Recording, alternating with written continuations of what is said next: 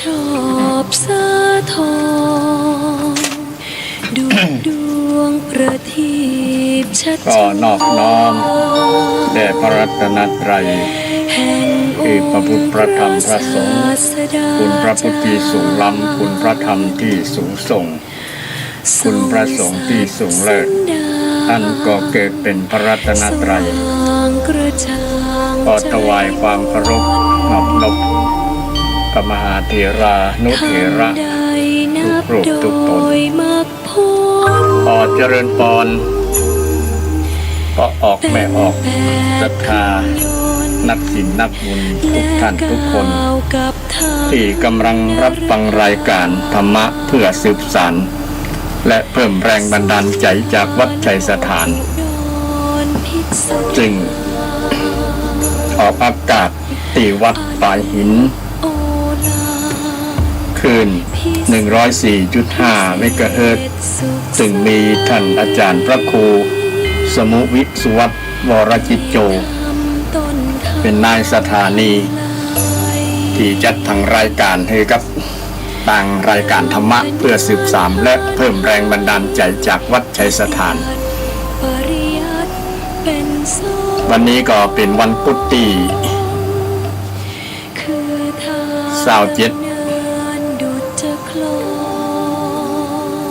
กรกฎาคม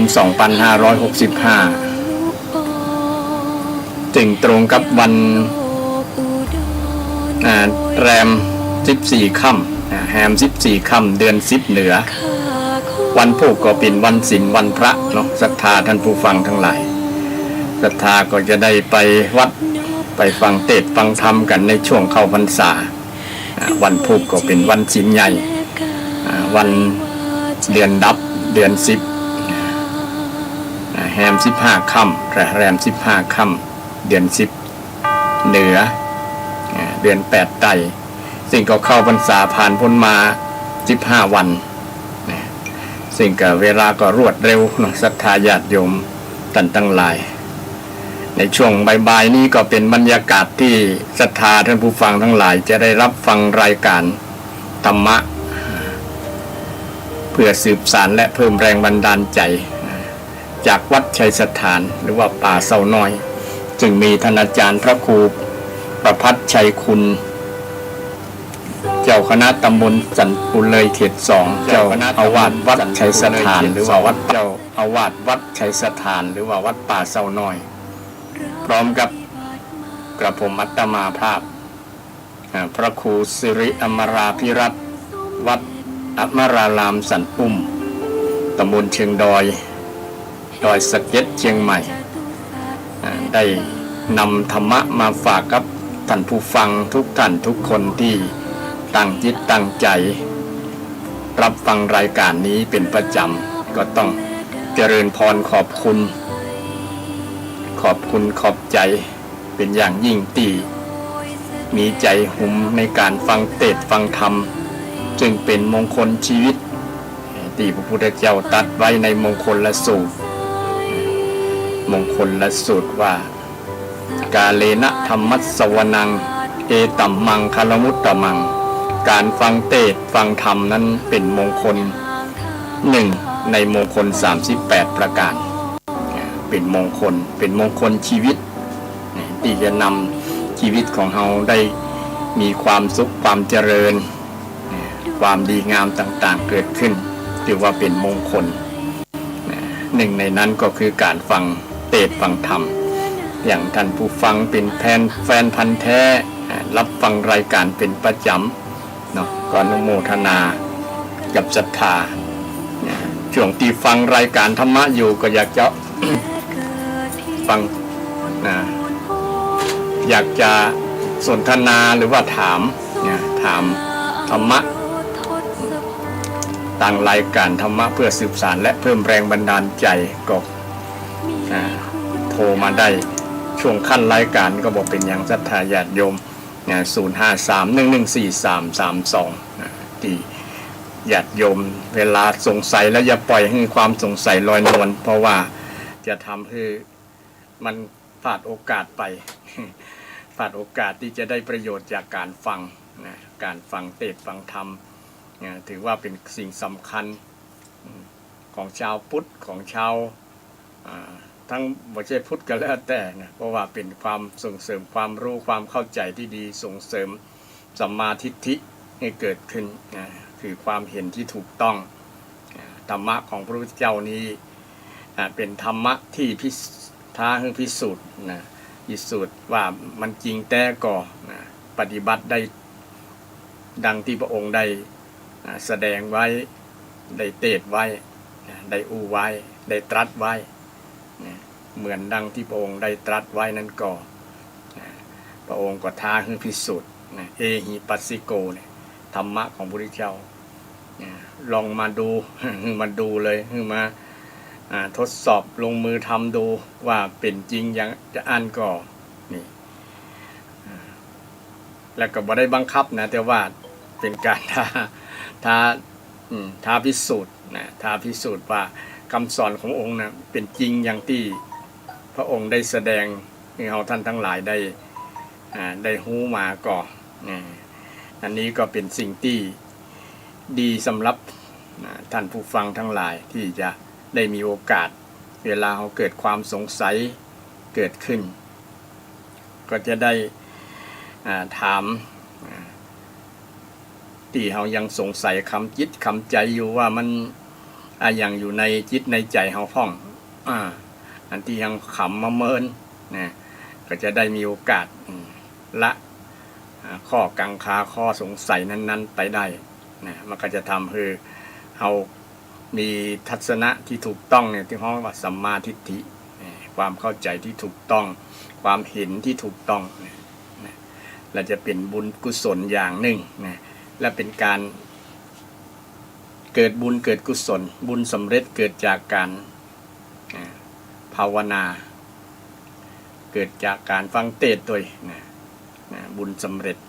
เกิดจากภาวนาใหม่คือทำให้ปัญญาเกิดปัญญาเกิดที่เป็นห้องว่าวิปัสสนาจะเห็นด้วยปัญญาฟังแล้วพิจารณาไปโดยโยนิโสมนสิการทำด้วยแยบขายฟังแล้วก็พิจารณาไตรตรองด้วยเหตุด้วยผลต่างๆเพราะธรรมะของพระพุทธเจ้าเป็นเหตุเป็นผลจึงกันและกันมีคำอธิบายมีคำตอบทุกคำตอบทุกปัญหามีคำตอบถามได้ที่มาศึกษาได้ที่คำสอนของพระพุทธเจ้าของพุทธศาสนาซึ่งเป็นทางออกของทุกชีวิตที่เกิดมาบนโลกนี้ปูคำนี้ได้เต็มปากเต็มคำเลยญาติโยมพระพุทธศาสนาเป็นคำตอบที่ทุกคนมีความสงสัยถามได้และก็มีคำตอบหมดมีคำตอบทุกอย่างและธรรมะของพุทธองค์นั้นแก้ปัญหาได้ทุกปัญหาทิ้งที่สุดปัญหาที่บ่ทำให้เป็นปัญหาที่เป็นอมฤตธรรมธรรมะที่เป็นอมตะคือบ่เกิดบ่แก่บ่เจ็บบ่ตายนี่เป็นวิชาที่สอนให้ คนบ่ต้องมาเวียนว่ายตายเกิดกันเวียนว่ายตายเกิด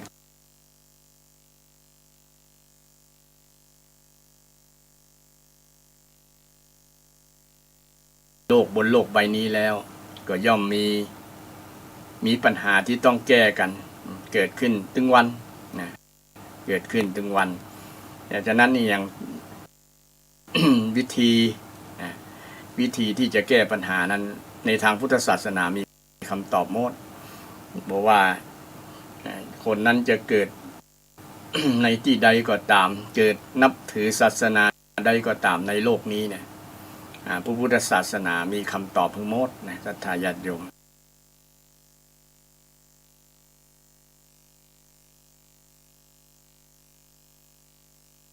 แต่ บางคนก็มองว่าศาสนาเป็นเรื่องของคนแก่คนเฒ่ามันบ่เกี่ยวข้องกับการดำเนินชีวิตอย่างประมาณนั้นโดยเฉพาะคนวัยรุ่นคนหนุ่มคนสาวโมเนี่ยนะมองบ่เห็นความสำคัญว่าคำสอนทางศาสนานั้นจะเป็นที่เปิ้งเป็น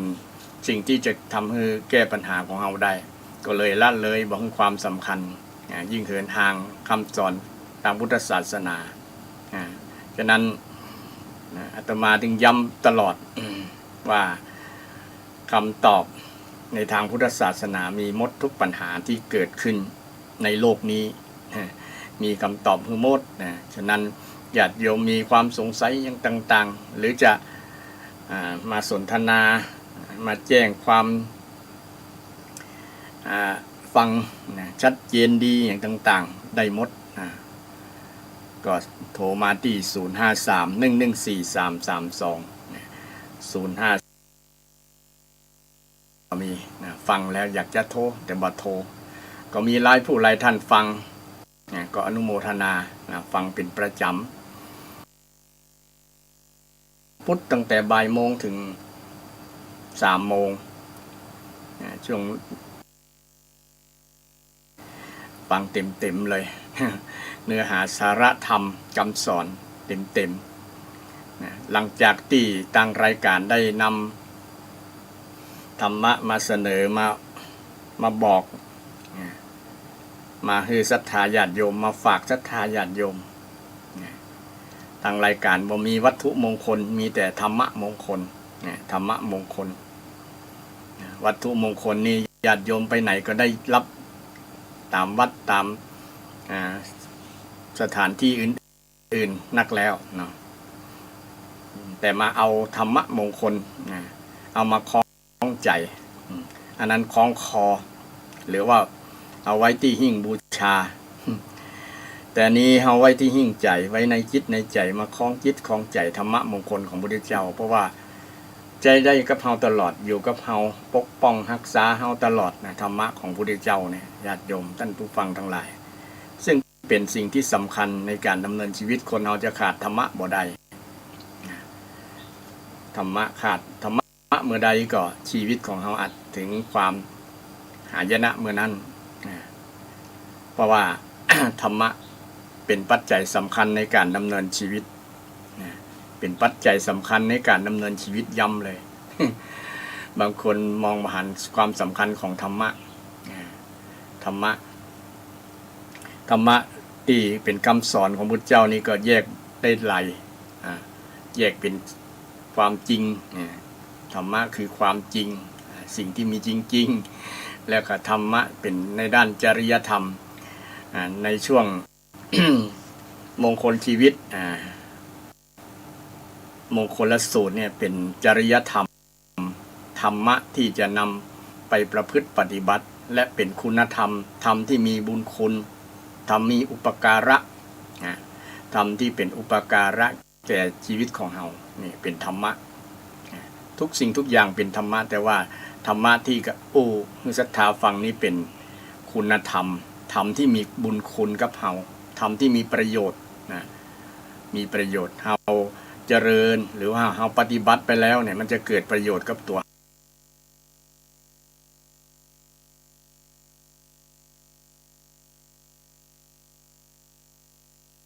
ประโยชน์กับท่านผู้ฟังทั้งหลายกับศรัทธาท่านทั้งหลายซึ่งเป็นสิ่งที่เราพิสูจน์ได้มงคล38 ข้อเนี่ยเนาะศรัทธาท่านผู้ฟังนำไปใจแต่ละข้อวนาจะพาลานังบอกให้เสพคนผ่านเนี่ยบอกให้คบคนผ่านนี่เป็นต้นเนาะเราก็ถามตัวเราว่าเราถึงวันนี้เราได้ อยู่กับคนผ่านอยู่กับการเสพคือการคบการนำนิสัยของคนผ่านมาใจก่อนนะนิสัยความเป็นผ่านมีในจิตในใจเราก่อนนะเราก็สำรวจตรวจตาสิ่งที่จะ ที่อยู่ในจิตใจในตัวเรานะมีความเป็นพานนะก็เนี่ยความเป็นพานอยู่ในจิตในใจเราก็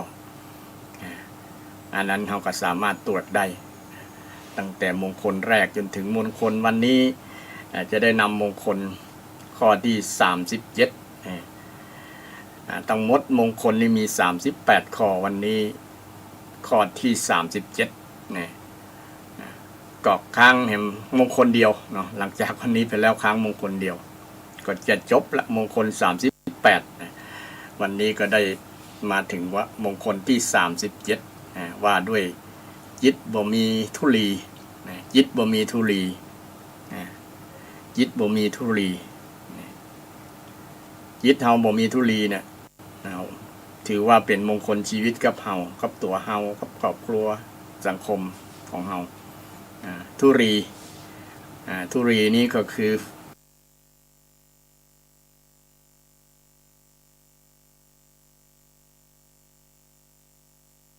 สภาพว่าฝุ่นเวลารถมัน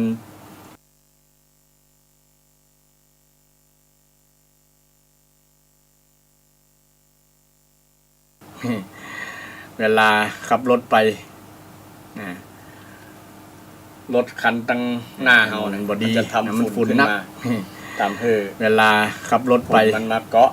ตีหน้าตีตาตีหัวรถคันตั้งหน้าเฮาเนี่ยมันจะทำฝุ่นขึ้นมา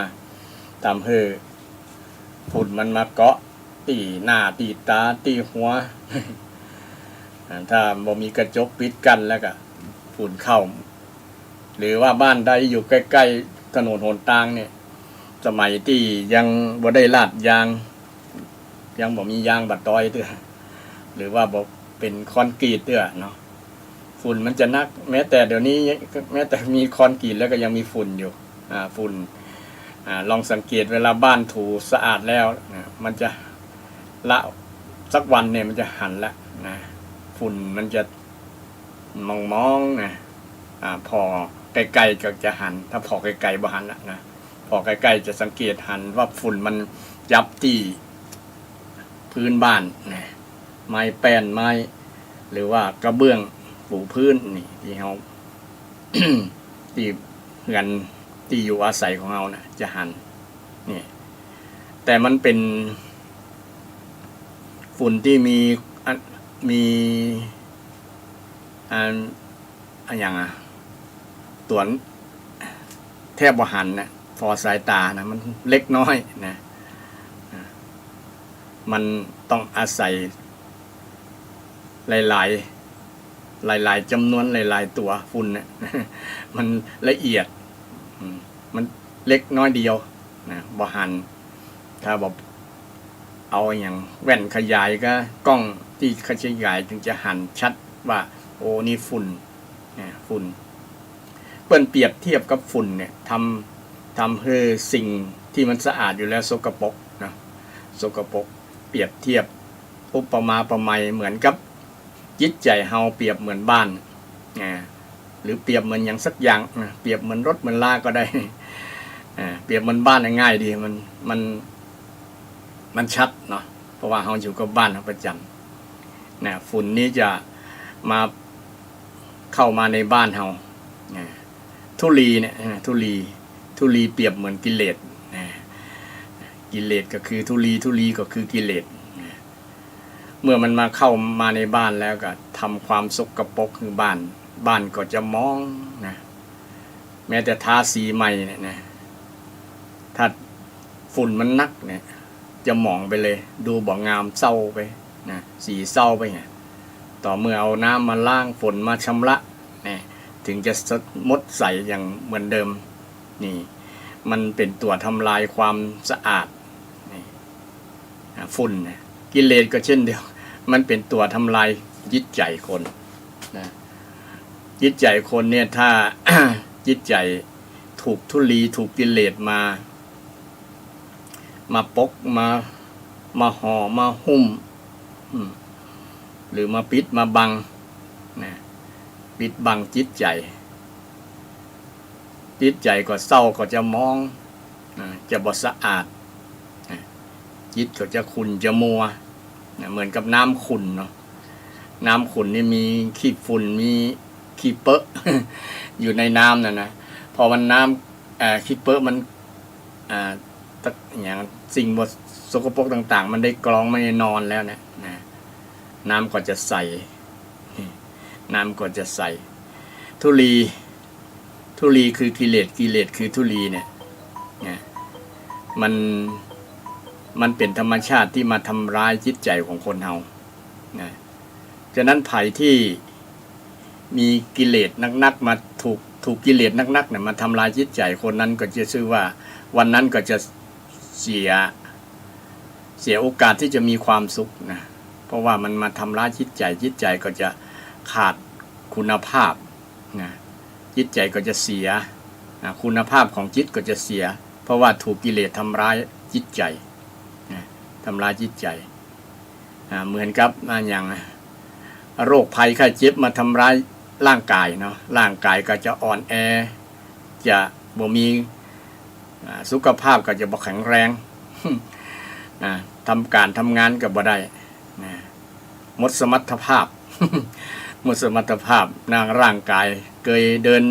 เหินไปไหนคล่องแคล่วนะเมื่อถูกโรคมันเสียดแทงมัน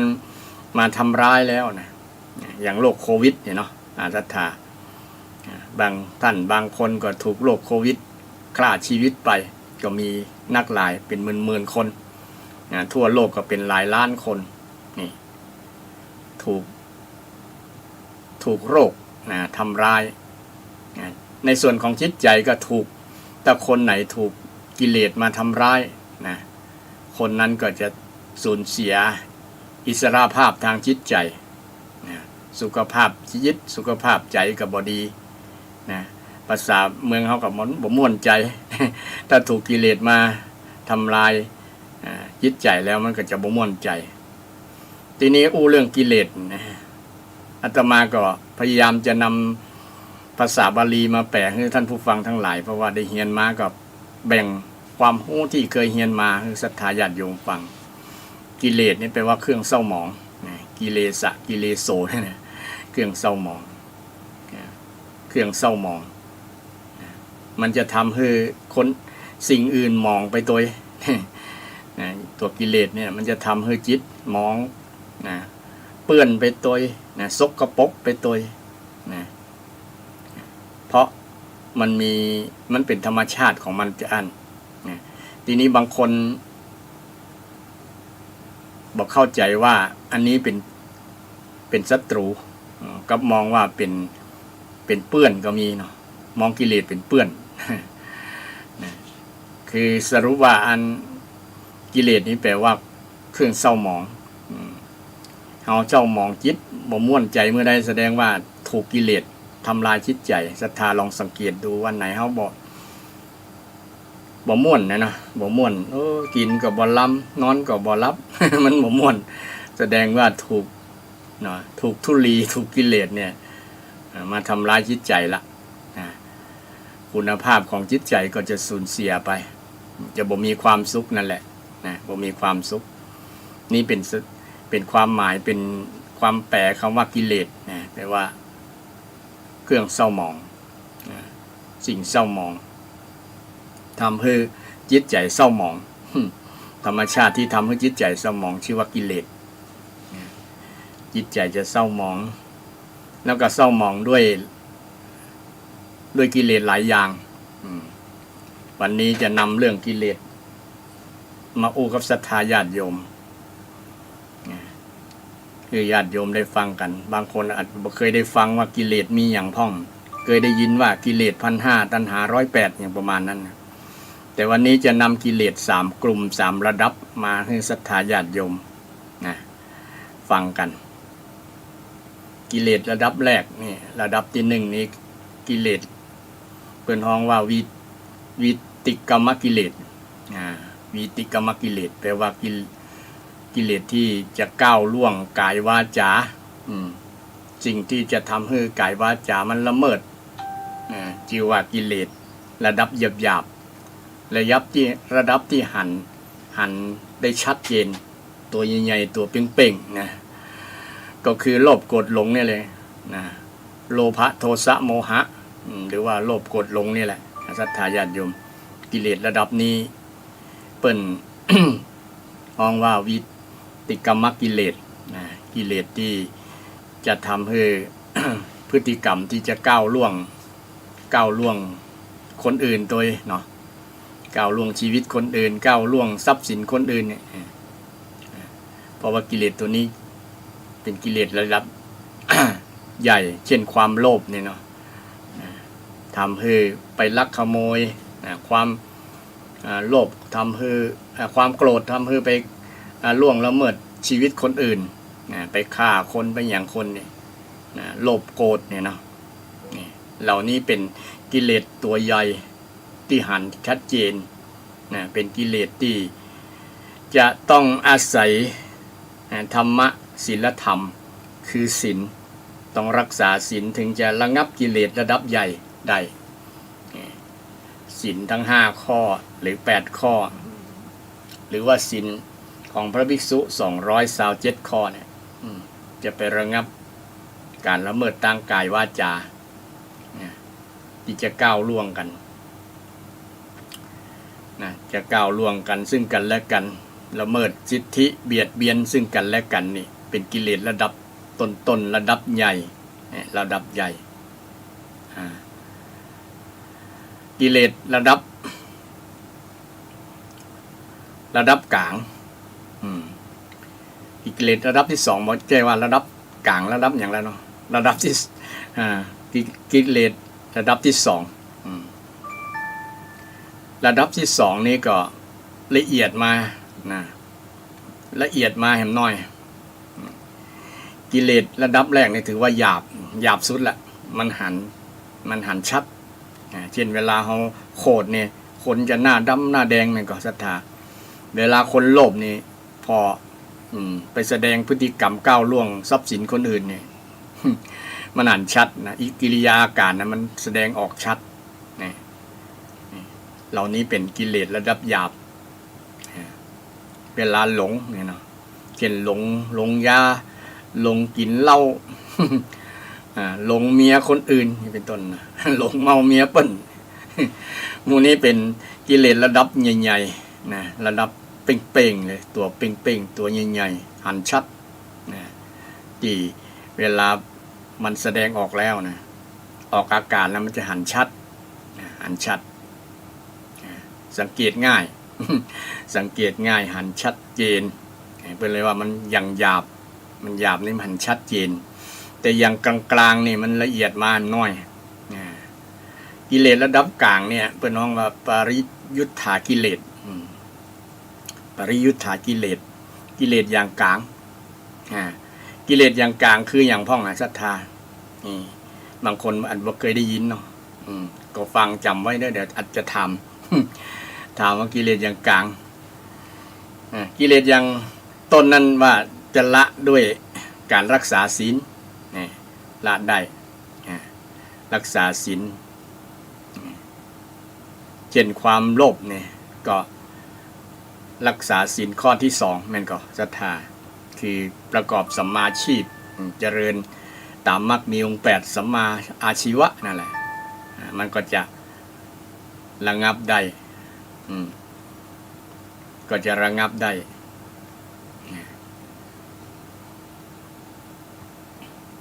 การรักษาศีลก็จะระงับหมู่นี้บ่ให้มันกำเริบนะบ่ให้พฤติกรรมกำเริบในการแสดงก้าวล่วงซึ่งกันและกันก้าวล่วงซึ่งชีวิตก้าวล่วงซึ่งทรัพย์สินก้าวล่วงซึ่งคู่ครองกันหมู่นี้นะเปิดถึงว่าวีตกรรมะเนี่ยนะทีนี้กิเลสอย่างกลางเนี่ยกิเลสอย่างกลางนี่มันก็ละเอียดมามันจะหันยากน้อยหันยากลงมาแหมมันเริ่มละเอียดแล้วล่ะแต่มันก็เป็นกิเลสเหมือนกันนะกิเลสอย่างกลางนี้ก็คือนิวรณ์5อย่างนิวรณ์5อย่างนี้เป็นกิเลสนะญาติโยมคนปฏิบัติธรรมคงจะคุ้นเคยดีคำว่านิวรณ์5เนี่ยเนาะนิวรณ์นอนหนูสระอิวอแหวนรอเรือแล้วก็นอนเนน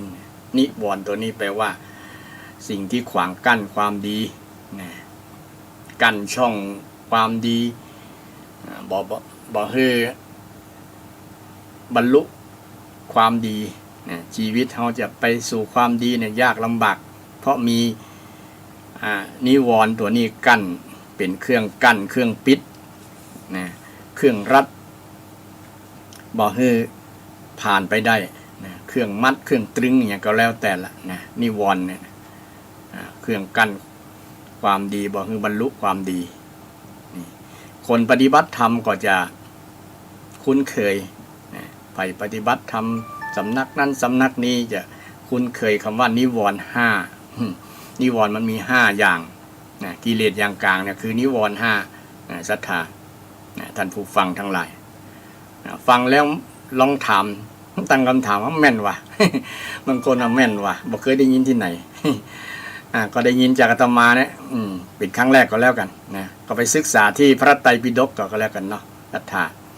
มีอยู่ในพระไตรปิฎกนำมาเล่าให้ศรัทธาญาติโยมฟังว่ากิเลสระดับกลางนี่คือนิวรณ์5อย่างนะอาจจะบ่เคยได้ยินที่ไหนมาเนี่ยศรัทธาญาติโยมบ่เคยได้ยินที่ไหนมาแล้วกิเลสอย่างกลางนะคือนิวรณ์นิวรณ์5มันมี5อย่างอย่างพ่องกามฉันทะเนี่ยภาษาบาลีกามฉันทะจะแปลเป็นภาษาไทยเข้าใจง่ายจะได้ติดใจในความสุขในกามคุณนี่เนาะติดใจในกามคุณเอาอย่างง่ายๆคนที่ปฏิบัติธรรมเนี่ยยกตัวอย่างยกอุทาหรณ์เป็นตัวอย่างให้หันว่าคนที่จะปฏิบัติธรรมไปสำนักนั้นสำนักนี้เนี่ยบางครั้งติดในความสุขเหรอโอ้มานี่บ่สปายะที่นั่งก็บ่สบายที่กินก็บ่สะดวกอย่างประมาณนั้นนะนี่แหละมีกามฉันท์ละเป็นเครื่องกั้นทำให้จิตมันบ่สงบละนะจิตจะสงบใดก็เป็นว่าต้องปราศจากนิวรณ์เนี่ยนิวรณ์นี้เป็นตัวทำลายเป็นอุปสรรคปัญหาในการที่จะปฏิบัติธรรมเจริญสมาธิซึ่งเป็นกิเลสที่เราบางครั้งพอบอกออกว่านี่คือกิเลสกันเนี่ยแค่ว่าติดในความสุขสบายเนี่ยมันนอนนี่ว่าจะปฏิบัตินอนม่วนบ่ได้นอนยุงคบยุงอย่างนี้เนี่ยคนไปปฏิบัติธรรมเนาะมันบ่ได้สะดวกสบายบอกเป็นสัปปายะเนี่ยแสดงว่าเราบ่ผ่านนิวรณ์ตัวนี้แหละนะก็จะปฏิบัติสมาธิลำบากละเพราะว่าไปจิตใจไปอยู่ที่เรื่องติดความสุขนะเพื่อนน้องว่ากามฉันทะเนี่ยนะกามคุณ5นั่นแหละรูปรสกลิ่นเสียงมูเนี่ยนะไปติดใจนั้นคนที่ปฏิบัติธรรมบ่ต้องนึกถึงเรื่องหมู่นี้นะเรื่องกินเรื่องนอนเนี่ยเรื่องสวยๆงามๆหมู่เนี่ยนะมีจะได้กับจิตย่านมีก็กินไม่มีก็เฉยอย่างประมาณต้องถามครูบาอาจารย์ท่านที่ผ่านการปฏิบัติมาแล้วเนี่ยท่านผ่านนิวรณ์5มาแล้วบทยึดติดในนิวรณ์5ละได้สบายคือบทยึดในความสุขในกามคุณในกามคุณ5บางคนนั่งสมาธิไปแล้วนั่งกับที่นั่งกับแข็ง บ่มีเสื่อบ่มีปูกบ่มีอย่างนั่งสบายนี่ก็ติดในสัมผัสแหละนะในสัมผัสนุ่มๆสบายเนี่ยก็ทำให้จิตบ่เป็นสมาธิได้ง่ายละเป็นอุปสรรคในการปฏิบัติธรรมอย่างหนึ่งนี่อุปมาประมาณยก ตัวอย่างคือศรัทธาที่ปฏิบัติธรรมบ่อยๆได้หันว่าคนที่จะ สังเกตกิเลสระดับกลางเนี่ยคือนิวรณ์5 1 ใน 5นั้นข้อที่1คือกามฉันท์ติดในสุขข้อต่อมาพยาบาทะเนี่ยนะพยาบาทเนี่ยอาตมาก็เรียนบาลีกับแปลให้ศรัทธาฟังเนาะบาลีพยามาจากวิกับปะทะเนี่ยวิเป็นได้ถึงเป็นพ่อพานแล้วก็ยอยักษ์มันแปลงร่างได้เนี่ยศรัทธาวอแหวนเนี่ยนะแปลงเป็นพ่อพานได้สระอีแปลงเป็นยอยักษ์ก็ได้มันแปลงร่างเลยเป็นพยาบาทนะปะทะเนี่ยแปลว่าถึงบาทถึงความวิเศษแจ้งต่างถึงความแตกถึงความต่างถึงความวิเศษอย่างเงี้ยในที่นี้แปลว่าถึงความต่างจิตใจมันถึงความต่าง ปกติใจมันดีๆอยู่มันเป็นไปลายต่างแล้วนะ มันเป็นไปลายต่างแล้วมันออกลายแล้วนะ จิตมันออกลายนะเขาก็จำได้ก็ว่า8 ทับศัพท์ว่าพยาบาทนะก็คืออาฆาตมาดร้ายอย่างเงี้ยเนาะได้จำความจำเอาแต่ว่าแปลคือศรัทธาฟังเนี่ยคำแปลมันมาจากวอแหวนสระอีนั่นแหละแปลงวอแหวนเป็นพอพานแปลงสระอีเป็นยอยักษ์แล้วก็ทีฆะเป็นอาเป็นยานะปาทะนะเลยสำเร็จรูปเป็นพยาบาทพยาปาทะนะพยาบาทพยาปาทะแต่ ความหมายก็หมายถึงว่าจิตใจมันกระวนกระวายมันกระวนกระวายบ่พอใจบ่ม่วนใจเครื่องใจอย่างประมาณนั้นนะเครื่องถึงกับแค้นเครื่องแค้นนะเป็นลักษณะอาการที่มันเกิดขึ้นกับจิตใจลักษณะนี้ก็เป็นกิเลสชนิดหนึ่งบ่ม่วนบ่เปิงอกบ่เปิงใจนี่แหละ มันก็เป็นพยาบาทได้นะบ่เปิงใจบ่ชอบใจเห็นหน้าคนนี้แล้วบ่ชอบที่หน้าอย่างประมาณนั้นนะตลอดถึงว่าจะเอาชนะค้าคานกันนะประมาณนั้นนะนี่แหละถ้าเป็นลักษณะอาการที่ในองค์ของการที่จะปาณาติบาตเนี่ยเนาะอันนั้นมันมีจิตใจที่พยาบาทอยู่ตัวนะพยาบาทก็ไปเกี่ยวข้องกับเรื่องการฆ่าด้วยนะเพราะว่ามันเกิดความบ่ชอบจิตบ่ชอบใจจังที่หน้าโคตรเนี่ยมันไปเป็นอารมณ์ที่จะใกล้กับความโคตรทีเดียวแหละนะใกล้ความโคตรเนี่ยก็หมู่เดียวกันนะกับหมู่โคตรเนี่ยนะพยาบาทหมู่เนี่ยนะ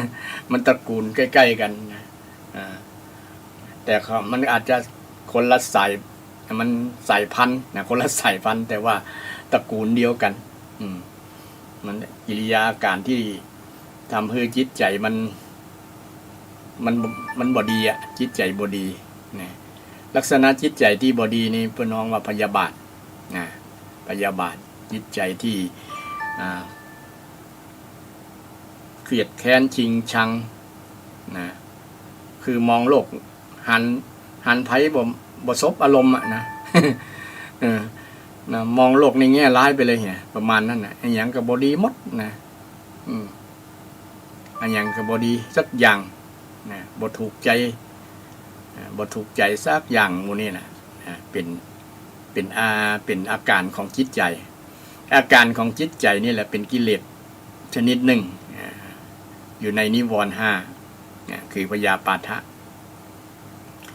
ก็เป็นสิ่งหนึ่งเนี่ยถ้ามีอาการลักษณะนี้เนี่ยไปนั่งสมาธิมดเลยญาติโยมบ่เกิด นะอารมณ์บ่ดีอารมณ์บ่จอยเนี่ยนะเป็นนั่งแล้วนะจังคนนั้นคิดจังคนนี้เนี่ยจังหน้าคนนั้นจังหน้าคนนี้ถึงกับอาฆาตมาดร้ายเนี่ยนี่อาฆาตมาดร้ายลักษณะนี้เป็นอาการของกิเลสที่มันเกิดขึ้นในจิตในใจ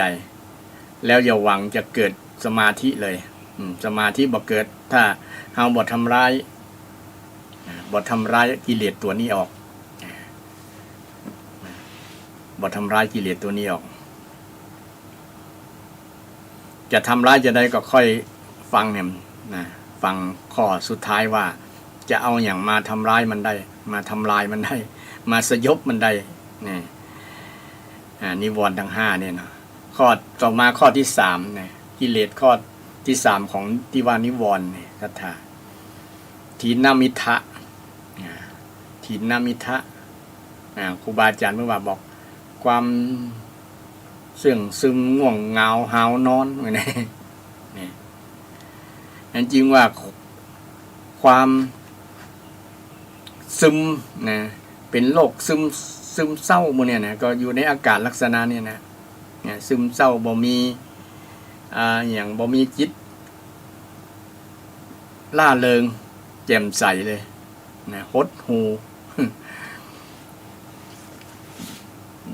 เป็นคนที่บอกกระตือรือร้นนะบอกกระตือรือร้นนะจิตมันบอกกระตือรือร้นมันซึมนะเหมือนกับคนติดยาเหมือนกับคน ประมาณลักษณะนั้นเนี่ยลักษณะอาการที่นั้นมันถ้ามึงเหมือนคนบ่มีสติบ่เต็มอย่างว่า นะอาการนะซึมเศร้าซึมนะเหมือนกับนอนบ่อิ่มอย่างประมาณนั้น นอนบ่อิ่มลักษณะนี้มีอาการลักษณะอาการแบบนี้นะมันก็เป็นผลต่อการที่จะไปปฏิบัติสมาธิบ่ได้นะบ่เกิดนะบ่เกิดสมาธิเกิดยากละนะมันเป็นอุปสรรคในการเจริญสมาธิภาวนาการเจริญสมาธิภาวนาบ่เกิดละหรือจะไปทำการทำงานเนี่ยถ้ามีจิตง่วงเหงาเหานอนถินมิทะซึ่งซึมทำให้เป็นอุปสรรคปัญหาในการทำงานแต่ถ้าท่านผู้ฟังทั้งหลายแล้วข้อต่อมาข้อที่สี่ถ้าท่านผู้ฟังข้อต่อมาข้อที่สี่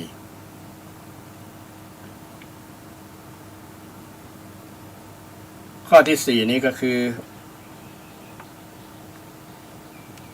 อุทธัจจะกุกุจจะอุทธัจจะกุกุจจะอุตุจจะ ความฟุ้งความซ่านอึดอัดคัดเคืองเนี่ยความกัดกลุ่มวิตกกังวลรำคาญใจมูเนี่ยนะมันเป็นอาการของภาษาบาลีที่ว่าอุทธัจจะกุกุจจะมันกับดินมันอย่างฝุ่นธุลีมันฟุ้งนะกิเลสมันเริ่มฟุ้งแล้วนะกิเลสมันเริ่มฟุ้งมันเป็นนิวรณ์อย่างหนึ่งนะฟุ้งแล้วมันอาการลักษณะนี้มันเป็นผลชัดที่ว่าทำสมาธิได้ยากมันเป็นอุปสรรคปัญหานะเจริญสมาธิบ่ได้ละนะที่เพิ่นว่าสมาธิสั้น นั่งกำเดียวเนี่ยฟุ้งละนะคิดเรื่องนั้นเรื่องนี้เนี่ยศรัทธาญาติโยมลองสังเกตนะเวลาครูบาอาจารย์แนะนำเอานั่งสมาธิแล้วพออาจารย์นั้นเจริญประกาศเนาะเป็นเวลาไปมีกิจกรรมทำบุญพิธีกรรมทางศาสนาเนี่ยเนาะคือไปทำนั่นทำนี่นะทำให้หมด ใจมันเบานะใจปฏิเสธเพราะว่าจิตมันฟุ้งแล้วยิ่งปัจจุบันนี้ยิ่งฟุ้งใหญ่เลยเนาะฟุ้งคิดสเปดกล้วยเตดมะละกอเนี่ยนะ มันมีเรื่องหลายๆเรื่องที่ทำให้มันฟุ้งจิตมันฟุ้งมันบดสงบมันฟุ้งเหมือนกับฝุ่นมันฟุ้งเนาะไผ่มาละเลงเช่นเวลามีการมีงานคนเตียวนักๆหลายๆเนี่ยฝุ่นมันจะเต็มเลยนะหรือว่าฝูงงัวฝูงควายเวลามันวิ่งเนี่ยฝุ่นมันจะตลบอบอวนนะ ลักษณะนั้นจิตใจของคนเขาก็เป็นลักษณะนั้นมันมีเรื่องหลายๆเรื่องมันทำให้กวนจิตกวนใจทำให้จิตมันฟุ้งนะจิตมันบ่นนิ่มบ่นนิ่งจิตมันไหวเป็นลักษณะที่เปิ้นฮ้องว่าอุทธัจจะกุกุจจะภาษาบาลีศรัทธาก็บ่ต้องจำมันจำยากนะอุทธัจจะกุกุจจะ อย่างอุตุจจะอุตุจจะฟังแล้วจำยากเนาะจำยากอุดแปลว่าขึ้นลงนะมันเดี๋ยวก็ขึ้นเดี๋ยวก็ลง เดี๋ยวก็ฟุ้งเนี่ยอุทะตัวนี้นะขึ้นทางบนเดี๋ยวก็ลงลุ่มสายไปสายมาเนี่ยนะอุทธัจจะกุกุจจะทำให้จิตมันบ่นิ่มจะทำให้จิตมันบ่นิ่มบ่เป็นสมาธิง่ายนะเป็นอุปสรรคอันนี้เป็นตัวที่สี่เนี่ยเป็นกิเลสอย่างกลางนะญาติโยมนะจิตมันฟุ้งนี่ก็เป็นกิเลสอย่างหนึ่งเนอะศรัทธาญาติโยมจำไว้เวลาเราอยู่บ้านเนี่ยวันนี้จิตเราฟุ้งแล้วนะคิดยังบ่สงบนิ่งเลยบ่นิ่งจิตบ่นิ่งคิดเลื่อยเปื่อยคิดนั้นคิดอันนี้คนที่เป็นเสียสติก็เพราะอันเนี้ยฟุ้งนะญาติโยมนะเสียสติสตังค์นะ นะมาจากอุทธัจจะนี่แหละฟุ้ง นะฟุ้งรำคาญนะกัดกลุ่มวิตกกังวลคิดอย่างหลายๆอย่างนะคิดเรื่องอนาคตคิดถึงอดีตนี่อย่างคนแก่คนเฒ่านี่ก็มีจิตฟุ้งนะคิดนะเปิ้นฮ้องว่าใจลอยนะใจลอยคิดหลายอย่างนะจิตมันฟุ้งล่ะนะใจลอยอยู่ที่บ้านสองตายายหรือว่าอยู่ยายเดียวตาคนเดียวเนาะอยู่แล้วก็บ่มีอย่างบ่มีคนบ่มีกู้อู้ตยบ่มีคนเจรจาบ่ไปไหนมาไหนเนี่ยก็จิตมันฟุ้งง่ายนะถ้าเราบ่อยู่กับธรรมะอยู่กับสมาธิเนี่ยบ่เจริญสมาธิบ่อยๆนี่หรือฟังเทศน์ฟังธรรมนี่ญาติโยมเนี่ยจะทำให้จิตมันอยู่กับเสียงธรรมคำสอนของพระพุทธเจ้ามาระลึกนึกความถึงคุณงามความดีนึกถึงพระพุทธพระธรรมพระสงฆ์นึกถึงคุณของท่านก็เป็นพุทธานุสติธรรมานุสติสังฆานุสตินี่นึกอย่างนี้จะบ่ได้ฟุ้งนะถึงมันจะฟุ้งในทางที่ดีฟุ้งไปตามกุศลแต่ส่วนนักคนฟุ้งไปตามอกุศลนะฟุ้งไปตามอกุศลมันก็เลยยุ่งนะมันบ่เป็นผลดีต่อจิตใจมันเป็นผลเสียต่อจิตใจเท่าคิดเรื่องนึกถึงสิ่งที่ดีๆงามเนี่ยนึกถึงเป็นกุศลเป็นนึกถึงคุณของพระพุทธเจ้านึกถึงของพระธรรมพระสงฆ์อย่างศรัทธาเอาท่านทั้งหลายเนี่ยนะไปวัดไปวาปอาจารย์นำสวดกรรมฐานเนี่ยพุทธานุสติธรรมานุสติสังฆานุสติกรรมฐานังยาจามิข้าพเจ้าขอกรรมฐานนะพุทธานุสติธรรมานุสติสังฆานุสติกรรมฐานนี่ก็จิตใจก็อยู่กับกรรมฐานนั้นนะกรรมฐานแปลว่าที่ตั้งแห่งการงานนี่กรรมฐานเนี่ยที่ตั้งแห่งการงานที่ตั้งแห่งจิตนั่นแหละนะใครจะทำงานก็ต้องเอาจิตทำก่อนนะต้องคิดก่อนนั่นก่อนนี่ต้องเป็นฐานของจิตฐานของงานกรรมฐานกรรมฐานแปลว่าที่ตั้งกรรมฐานนี่อันนี้ก็แปลบาลีกรรมยากรรมแต่ละคำละคำของศรัทธาท่านผู้ฟังทั้งหลายฟังเพื่อจะเป็นความรู้ความเข้าใจศรัทธาญาติโยมไอ้ความเข้าใจนี่สำคัญธรรมะแต่ละข้อของพระพุทธเจ้าเนี่ยถ้าเราเข้าใจแล้วก็มันจะเป็นประโยชน์เราจะได้บ่มีความสงสัยแล้วก็นำไปประพฤติปฏิบัติถูกต้องแล้วก็จะเกิดผลที่ถูกดีงามเกิดขึ้นนะเป็นสิ่งที่สำคัญนะอันนี้เรื่องจิตที่มันฟุ้งอุทธัจจะกุกุจจะที่เป็นกิเลสอย่างหนึ่งเป็นกิเลสระดับกลางนะศรัทธาญาติโยมฟังศรัทธาท่านผู้ฟังทั้งหลายฟังแล้วลองสำรวจตรวจตาจิตใจของเราจิตใจของตัวเก่าของเฮาเนี่ยมีความฟุ้งก่อนจิตมันฟุ้งคิดเรื่อยเปื่อยจิตใจลอยคิดเรื่องนั้นเรื่องนี้บ่อยู่กับตัวจิตใจไม่อยู่กับเนื้อกับตัวเนี่ยนะคิดเรื่องนั้นเรื่องนี้สปะมันฟุ้งเนาะมันบ่นี้มันบ่อยู่กับตัวมันบ่อยู่กับตัวเฮานะเอาจิตมาอยู่กับตัวเนี่ยกายานุปัสสนาเนี่ยพุทธเจ้าได้สอนนะหรือว่ามาอยู่กับลมหายใจนะอานาปานสตินี่พุทธเจ้าสอนให้เราเอาจิตมาอยู่กับตัวเราเพื่อจะให้มีสตินี่ถ้าบ่มีสติแล้วมันจะฟุ้งนะบ่มีสมาธิแล้วก็ฟุ้งนะบ่มีสติบ่มีสมาธิแล้วฟุ้งคิดไปเรื่อยนะฟุ้งซ่านมันซ่านกระเด็น กระเซ็นกระเด็นออกไปที่อื่นนะจิตของเขามันเป็นธรรมชาติที่พร้อมที่จะซ่านที่จะไปที่อื่นแหละไปคนเดียวไปไกลต่างหากนะมันไปไกลต่างหากฉะนั้นก็ อันนี้เป็นอาการฟุ้งแล้วก็เป็นอาการกิเลสระดับหยาบที่ของท่านทั้งหลายกำลังจัดรายการอยู่ศรัทธากำลังจัดรายการอยู่เด้อเดี๋ยวโทรปิกเด้อเจริญพรบ๊ายบายเย็นๆก็คุยกันครับเจริญพร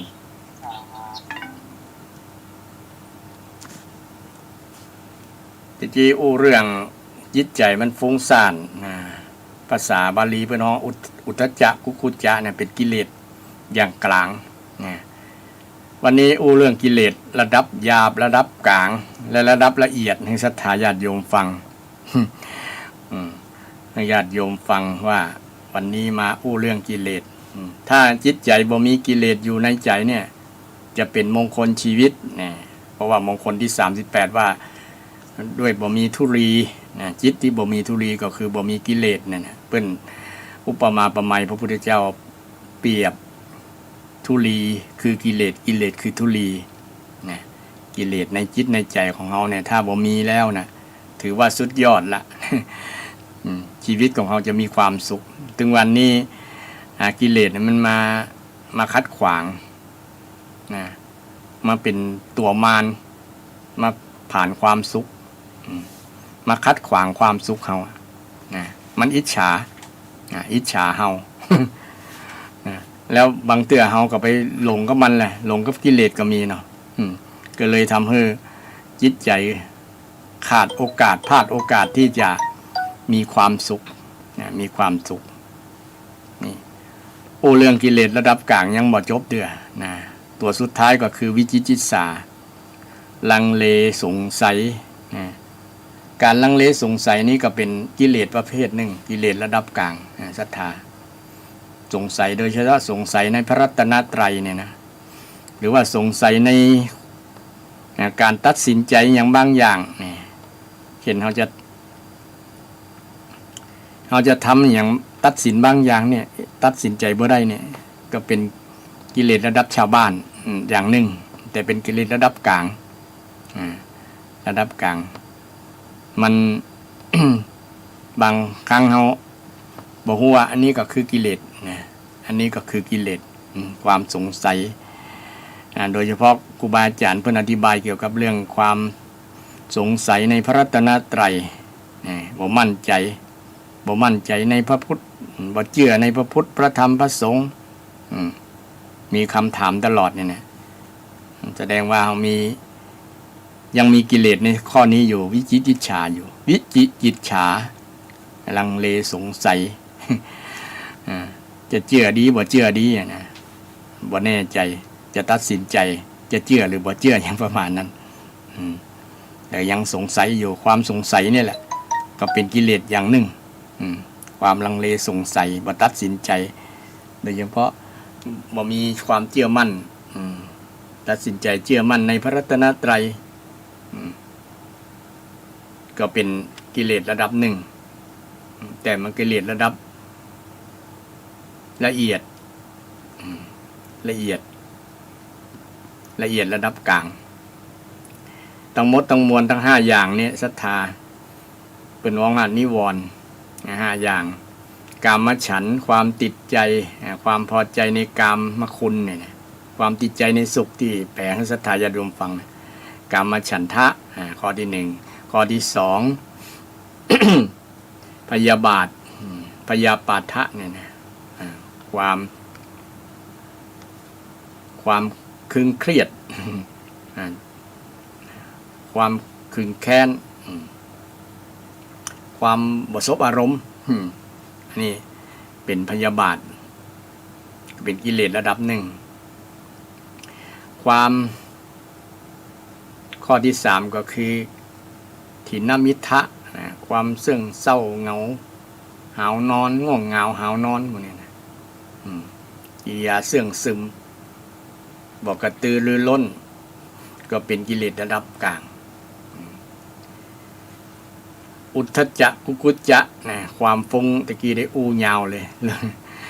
จิตมันฟุ้งซ่านรำคาญเหล่านี้เป็นมองว่าอุทธัจจะกุกุจจะก็เป็นกิเลสระดับกลางข้อต่อมาข้อที่5ข้อสุดท้ายก็คือวิจิกิจฉาวิจิกิจฉาคือความลังเลสงสัยความลังเลสงสัยก็เป็นกิเลสบ่ตัดสินใจเชื่อประมาณนั้นทำให้ เป็นอุปสรรคปัญหาในการที่จะเจริญ ริญสมถะหรือว่าเจริญสมาธิเป็นบอกว่าถ้าไผ่เจริญอันกิเลสระดับเนี่ยจะมาระงับได้ก็ด้วยการเจริญสมถะพูดว่านะสมถะหรือว่าเจริญสมาธิกิเลสระดับหยาบเนี่ยกำจัดด้วยศีลกิเลสระดับกลางเนี่ยกำจัดด้วยสมาธิหรือว่าสมถะไผมันฝึกฝึกเจริญภาวนาจิตตภาวนาเนี่ยนะไผมันเช่นมันเจริญลมหายใจเข้าออกหายใจรู้หายใจเข้ารู้หายใจออกรู้เนี่ยเนาะอานาปานสติก็ได้เจริญอันนั้นเป็นการเจริญสติไปตัวเจริญสมาธิไปตัวมันก็จะระงับก็จะระงับนิวรณ์ไปได้นะแต่ถ้านิวรณ์แข็งนิวรณ์นักมันนี่ก็จะการจีวรการนิวรณ์พ่ายแพ้ต่อนิวรณ์ไปถ้าสมาธิแรงมีพลังมีกำลังแรงหมู่นี้ก็ระงับยุบหดหัวไปหมดนะโบยนิวรณ์ทั้งหลายนิวรณ์5เนี่ยหายไปหมดนี่ฉะนั้น นำเรื่องกิเลสระดับกลางกิเลสระดับกลางที่ห้องว่าปริยุทธากิเลสปริยุทธากิเลสระดับกลางได้แก่นิวรณ์5เนี่ยนำมาเล่าให้ศรัทธามาโอ้ศรัทธาฟังว่าสิ่งตั้ง5ข้อเนี่ยมีอยู่ในจิตใจของศรัทธานะ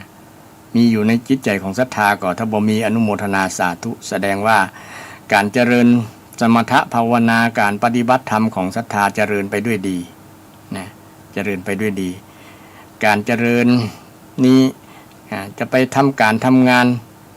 การงานก็จะประสบผลสำเร็จด้วยดีเช่นเดียวกันเพราะว่าบ่มีอุปสรรคปัญหาการทำงานต้องมีสมาธิตัวต้องเจริญสมาธิไปตัวสัมมาสมาธิเนี่ยเจริญมรรคมีองค์8ไปตัวถึงจะเป็นผลสำเร็จในการดำเนินชีวิตในการประกอบสัมมาชีพก็ตามล้วนมีแต่เอาธรรมะมาใจทางนั้นศรัทธาแต่เฮาบอกสังเกตบ่ฮู้บ่ได้ว่าขณะนั้นเฮากำลังเจริญเฮากำลังใจธรรมะอันอย่างพ่องบางคนใจธรรมะแต่บ่ฮู้ว่าธรรมะข้อนี้ชื่อหยังก็มีลักษณะนี้ก็ยังดีกว่าคนที่บ่ได้นำธรรมะไปใจเนาะเช่นคนมีความตั้งใจดีเนี่ยก็คือมีสมาธิดีเนี่ยนะตั้งใจที่ถูกต้องเปิ้นฮ้องว่าสัมมาสมาธิเนี่ยนะตั้งใจทำมาหากินตั้งใจประกอบอาชีพตั้งใจทำงานตั้งใจศึกษาเราเรียนถ้าเป็นละอ่อนหมู่นี้ก็ใจธรรมะดังนั้นการตั้งใจการทำให้จิตมันอยู่กับสิ่งเดียวเนี่ยและบ่มีนิวรณ์ทั้ง5เกี่ยวข้องโดยนั่นแหละคือสัมมาสมาธิเนี่ยถ้ามีนิวรณ์ที่ได้กล่าวมากิเลส5ข้อนั้นนะแสดงว่ามันบ่เป็นสัมมาสมาธิละ มันเป็นสมาธิอย่างอื่นอย่างญาติโยมเอาง่ายญาติโยมฟังศรัทธาท่านผู้ฟังอยู่เนี่ยถ้ามีกิเลสคือนิวรณ์มาเกี่ยวข้องแล้วมันก็จะฟังบ่ฮู้เรื่องเช่นเดียวกันล่ะนะมันปฏิปต่อฟังบ่เข้าใจเช่นเดียวกันเพราะว่ามันบ่มีสมาธิมันบ่เป็นสมาธิที่เป็นสัมมาสมาธิไงมันมีอย่างว้าวุ่นอยู่ในจิตในใจนะจิตบ่เป็นสมาธิในการฟังมันก็เลยฟังบ่ฮู้เรื่องพ่องฟังบ่เข้าใจพ่องนะฟังจำบ่ได้พ่องประมาณนั้นอันนี้ยกตัวอย่างคือหันเป็นรูปธรรมนี่คือหันเป็นปุคลาธิฐานนี่ซึ่งการดำเนินชีวิตของคนเราก็เกี่ยวข้องกับหมู่นี้นะศรัทธาโดยเฉพาะเกี่ยวกับเรื่องกิเลสนะเราก็อยู่กับมันตลอดนั่นแหละตราบใดที่เราบ่เป็นพระอริยบุคคลขั้นระดับพระอรหันต์แล้วนะเราก็ยังอยู่กับกิเลสตลอดไปนะอาจจะกิเลสคนละ ระดับนะคนละระดับบางคนก็ระดับหยาบๆนี่ก็ผ่อนเ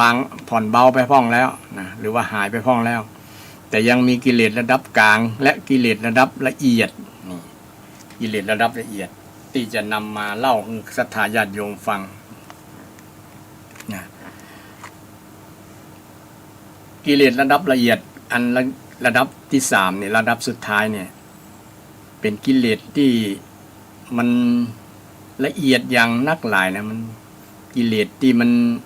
พอแทบบ่หันนะเปิ้นฮ้องว่าอนุสัยกิเลสอนุสยะอนุสัยกิเลสที่นอนเนื่องในสันดานเนี่ยนะอนุสัยนอนตามนะนอนตามนอนไม่ใช่นอนในห้องธรรมดานอนอยู่ในใจพุ่นนะนอนอยู่ในไหนพุ่นนะถ้าเฮาบ่สังเกตแต่เนี่ยบ่มีวิปัสสนาญาณเนี่ยจะบ่หันเลยนะบ่หัน จะบ่หันเนี่ยพระพุทธเจ้าหันความละเอียดของกิเลสนะละเอียดระดับเล็กๆน้อยๆที่แทบคนทั่วไปจะบ่หันแต่พระองค์หันโอ้อันนี้ก็คือกิเลสก็นี่ติดเป็นห้องว่าอนุสัยเนี่ยกิเลสอนุสัยนี่ละเอียดสุดละท่านผู้ฟังทั้งหลายมีทั้งหมด7ข้อด้วยกันข้อที่1กามราคะนี่กามราคะนี่แปลเป็นภาษาไทยก็มาจากว่าความยินดีในกามนะเรื่องกามโดยเฉพาะวงเล็บเกี่ยวกับเรื่องเพศเรื่องเพศ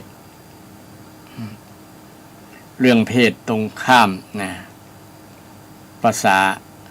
ไวโอเลอร์เรื่องเซ็กพวกนี้นะเรื่องเซ็กเนี่ยบางครั้งมันคล้ายๆว่ามันมดแล้วบ่มดเด้อนะคนบางคนนี่ว่ามดยุคมดไวแล้วมันน่าจะมดแล้วเนี่ยประมาณนั้นนะมันก็ยังมีอยู่นอนอยู่นะมันยังมาแสดงผลออกมาได้นะแต่เมื่อมีแรงกระตุ้นขึ้นมาแล้วมันจะเกิดขึ้นมาทันทีนะโดยเฉพาะเรื่องกามราคะเนี่ยนะเกี่ยวกับกามราคะเนี่ยในบรรดากิเลสทั้งหลายเนี่ยกามราคะเป็นข้อต้นข้อแรกเลยนะโดยเฉพาะบรรพชิตทั้งหลายเนี่ยจะต้องให้ความสำคัญต้องละข้อนี้ได้ก่อนถึงจะอยู่รอดนะ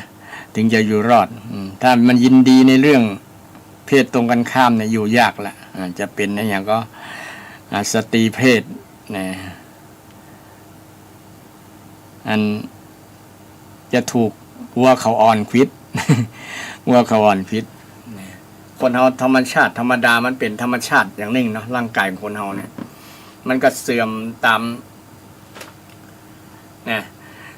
มวัยตามอย่างเหมือนกันแต่ว่าอันนี้มันบ่เสื่อมนะ จิตใจเกี่ยวกับเรื่องพวกนี้มันบ่เสื่อมมันก็ยังมีใจอยู่บางคนมีใจอยู่ที่เป็นห้องว่ากิเลสตัณหากัปอย่างประมาณนั้นถึงแม้ว่าจะผ่านวัย50-60ไปแล้วนะแม่ยิงก็หมดประจำเดือนแล้วเนี่ยประมาณนั้นเนาะปัจจัยก็วัยเกษียณแล้วนะแต่ปัจจัยยังมีจนถึงวันสิ้นลมหายใจนะหมู่นี้นะบ่มีวันสิ้นสุด ถึงร่างกายบ่ไหวแล้วแต่ใจมันยังจะเอาอยู่เนี่ยมันรุนแรงมากกามราคะเนี่ยฉะนั้นภัยที่มองหันโทษของกามราคะเนี่ยมันเป็นโทษแท้ๆแล้วนะมันเป็นตัวทำลายจิตใจทำให้จิตใจเศร้ามองทำให้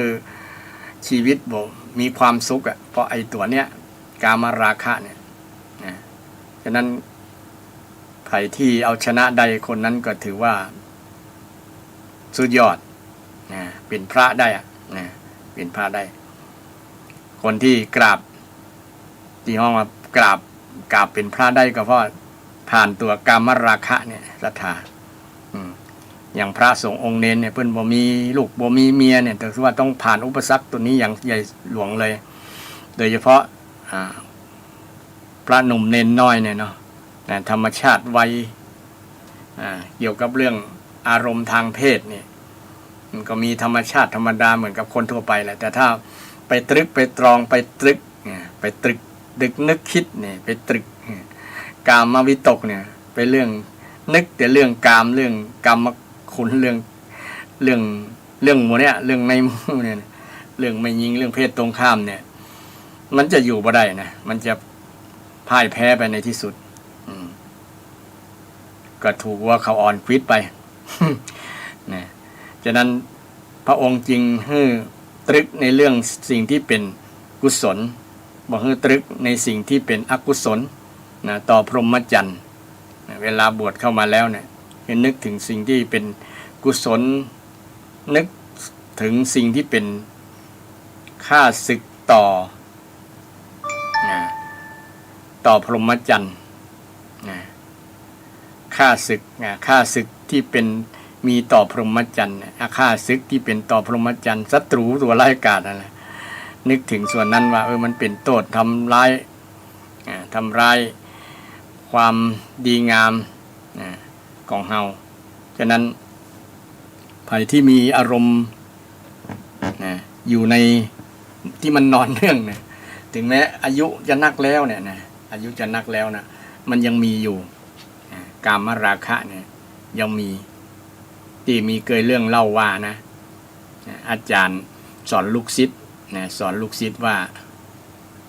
ลูกศิษย์ก็มีความรู้นักหลายศาสตร์แล้วแต่ว่าอาจารย์สอนว่ายังบ่จบศาสตร์นี้เตื้อนะศาสตร์อันเนี้ยศาสตร์เกี่ยวกับเรื่องเพศเรื่องกามเพศ เรื่องเพศเรื่องกามคุณเรื่องกามราคะเนี่ย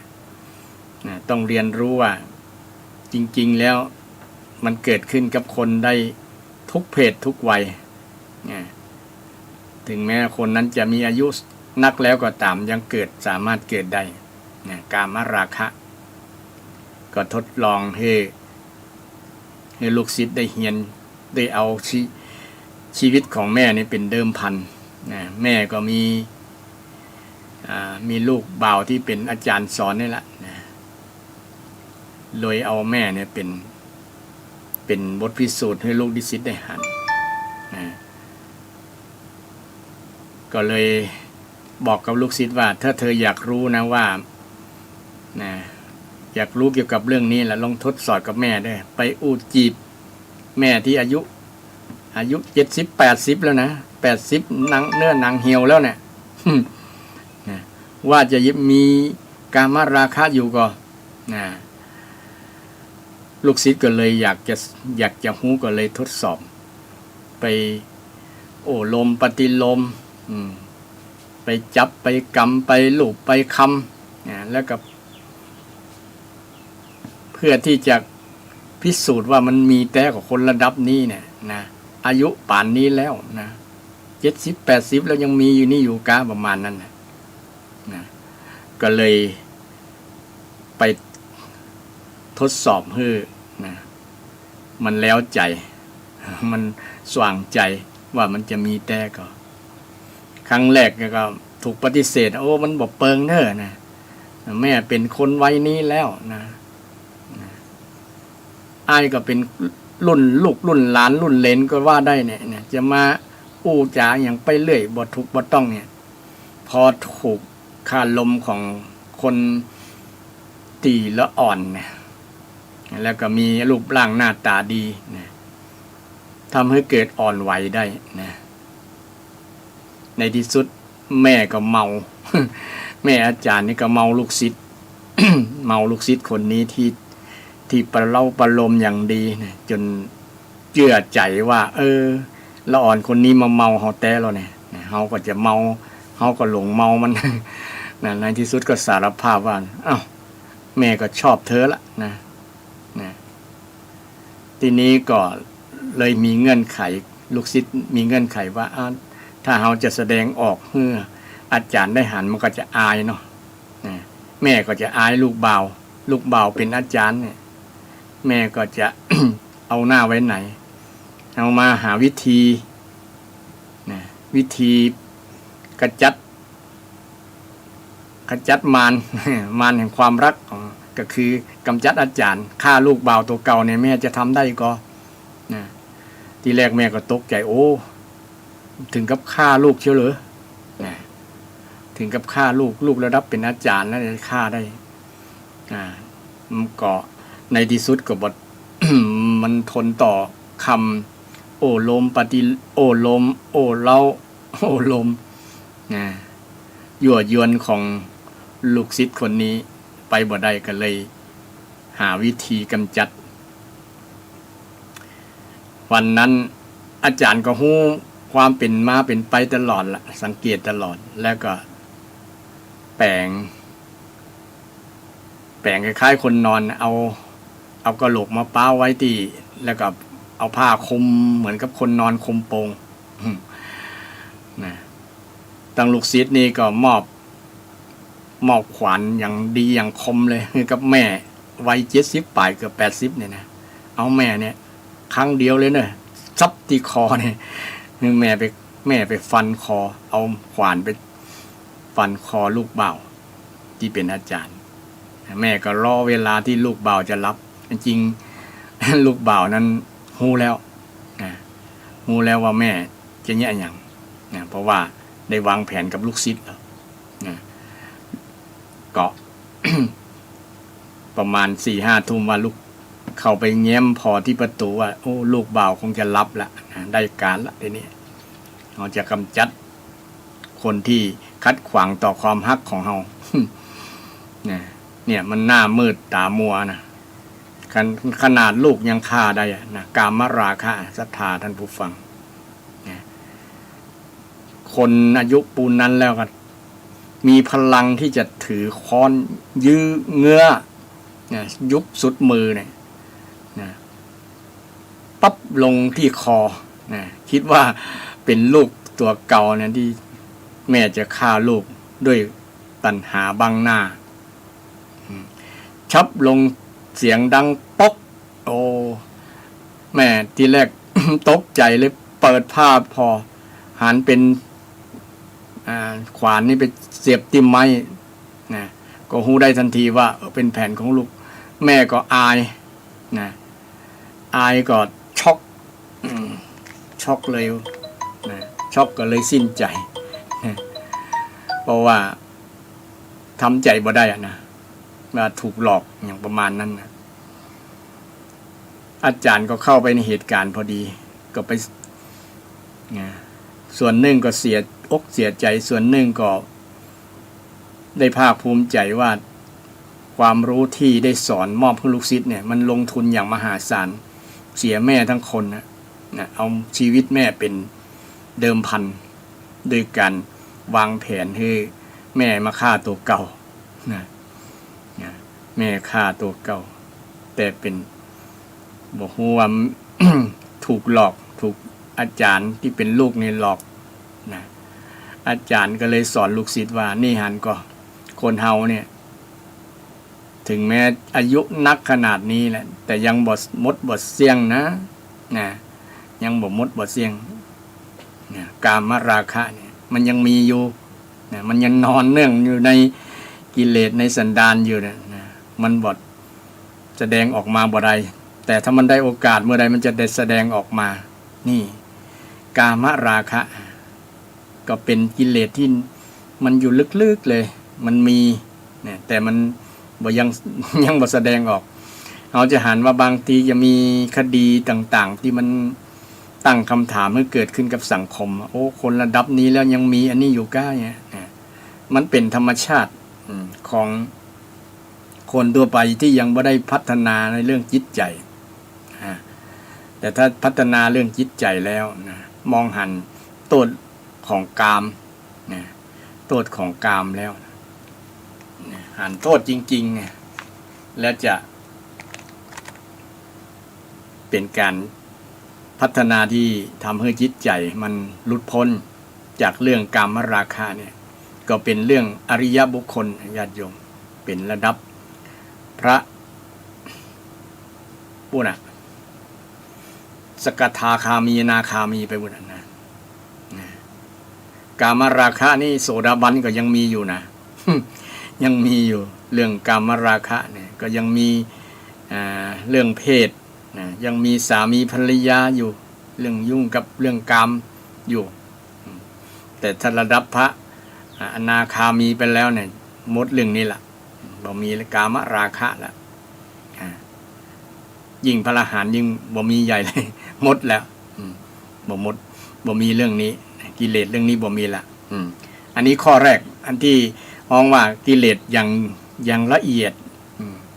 อย่างละเอียดพอบ่หันด้วยตาพอบ่หันด้วยความเห็นแต่หันด้วยสติปัญญาด้วยวิปัสสนาญาณนะด้วยสติปัญญาเนี่ยจึงจะหันนะจึงจะหันนะมันละเอียดลึกขนาดนั้นนะ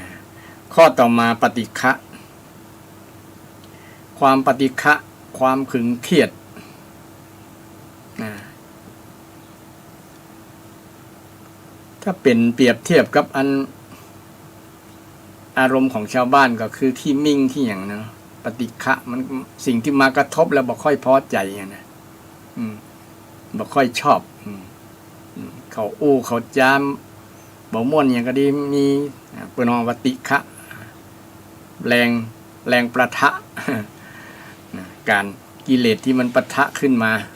กระทบจิตกระทบใจขึ้นมาแล้วมันเดือดเปิ้นว่าปฏิฆะเนี่ยก็ยังมีอยู่นะยังมีอยู่แต่มีอยู่อย่างละเอียดมันนอนถ้าอย่างบอกไปกระทบมันแรงๆมันจะบอกเหมือนกับอย่างเชื้อไฟถ่านไฟที่มันมีขี้เถ้าปกอยู่เนาะถ้าผมมีลมมาปัดมันก็จะบหันไอ้ไฟที่อยู่ปื้นขี้เถ้าน่ะนะบหันไฟแดงๆนะนี่ต้องมีอารมณ์มีสิ่งมากระทบมันนะ อารมณ์ที่กระทบกระทั่งนี่กระทบกระทั่งมันก็ยังเป็นกิเลสอย่างหนึ่งนะถ้ากระทบกระทั่งมันวุบขึ้นมานะแต่ถ้ามันบอกถูกอย่างกระทบแต่ว่ามันก็เหมือนกับบ่มีเหมือนกับอยู่นิ่งๆนิ่มๆเหมือนกับไฟเชื้อไฟที่มันที่เต่ามันปิดบังอยู่นะอันข้อที่ต่อมาข้อที่3ก็คือทิฏฐิศรัทธาญาติโยมคงจะเคยได้ยินนะทิฏฐิพระมานะกษัตริย์นี่ทิฏฐิพระมานะกษัตริย์ทิฏฐิพระมานะกษัตริย์มีความ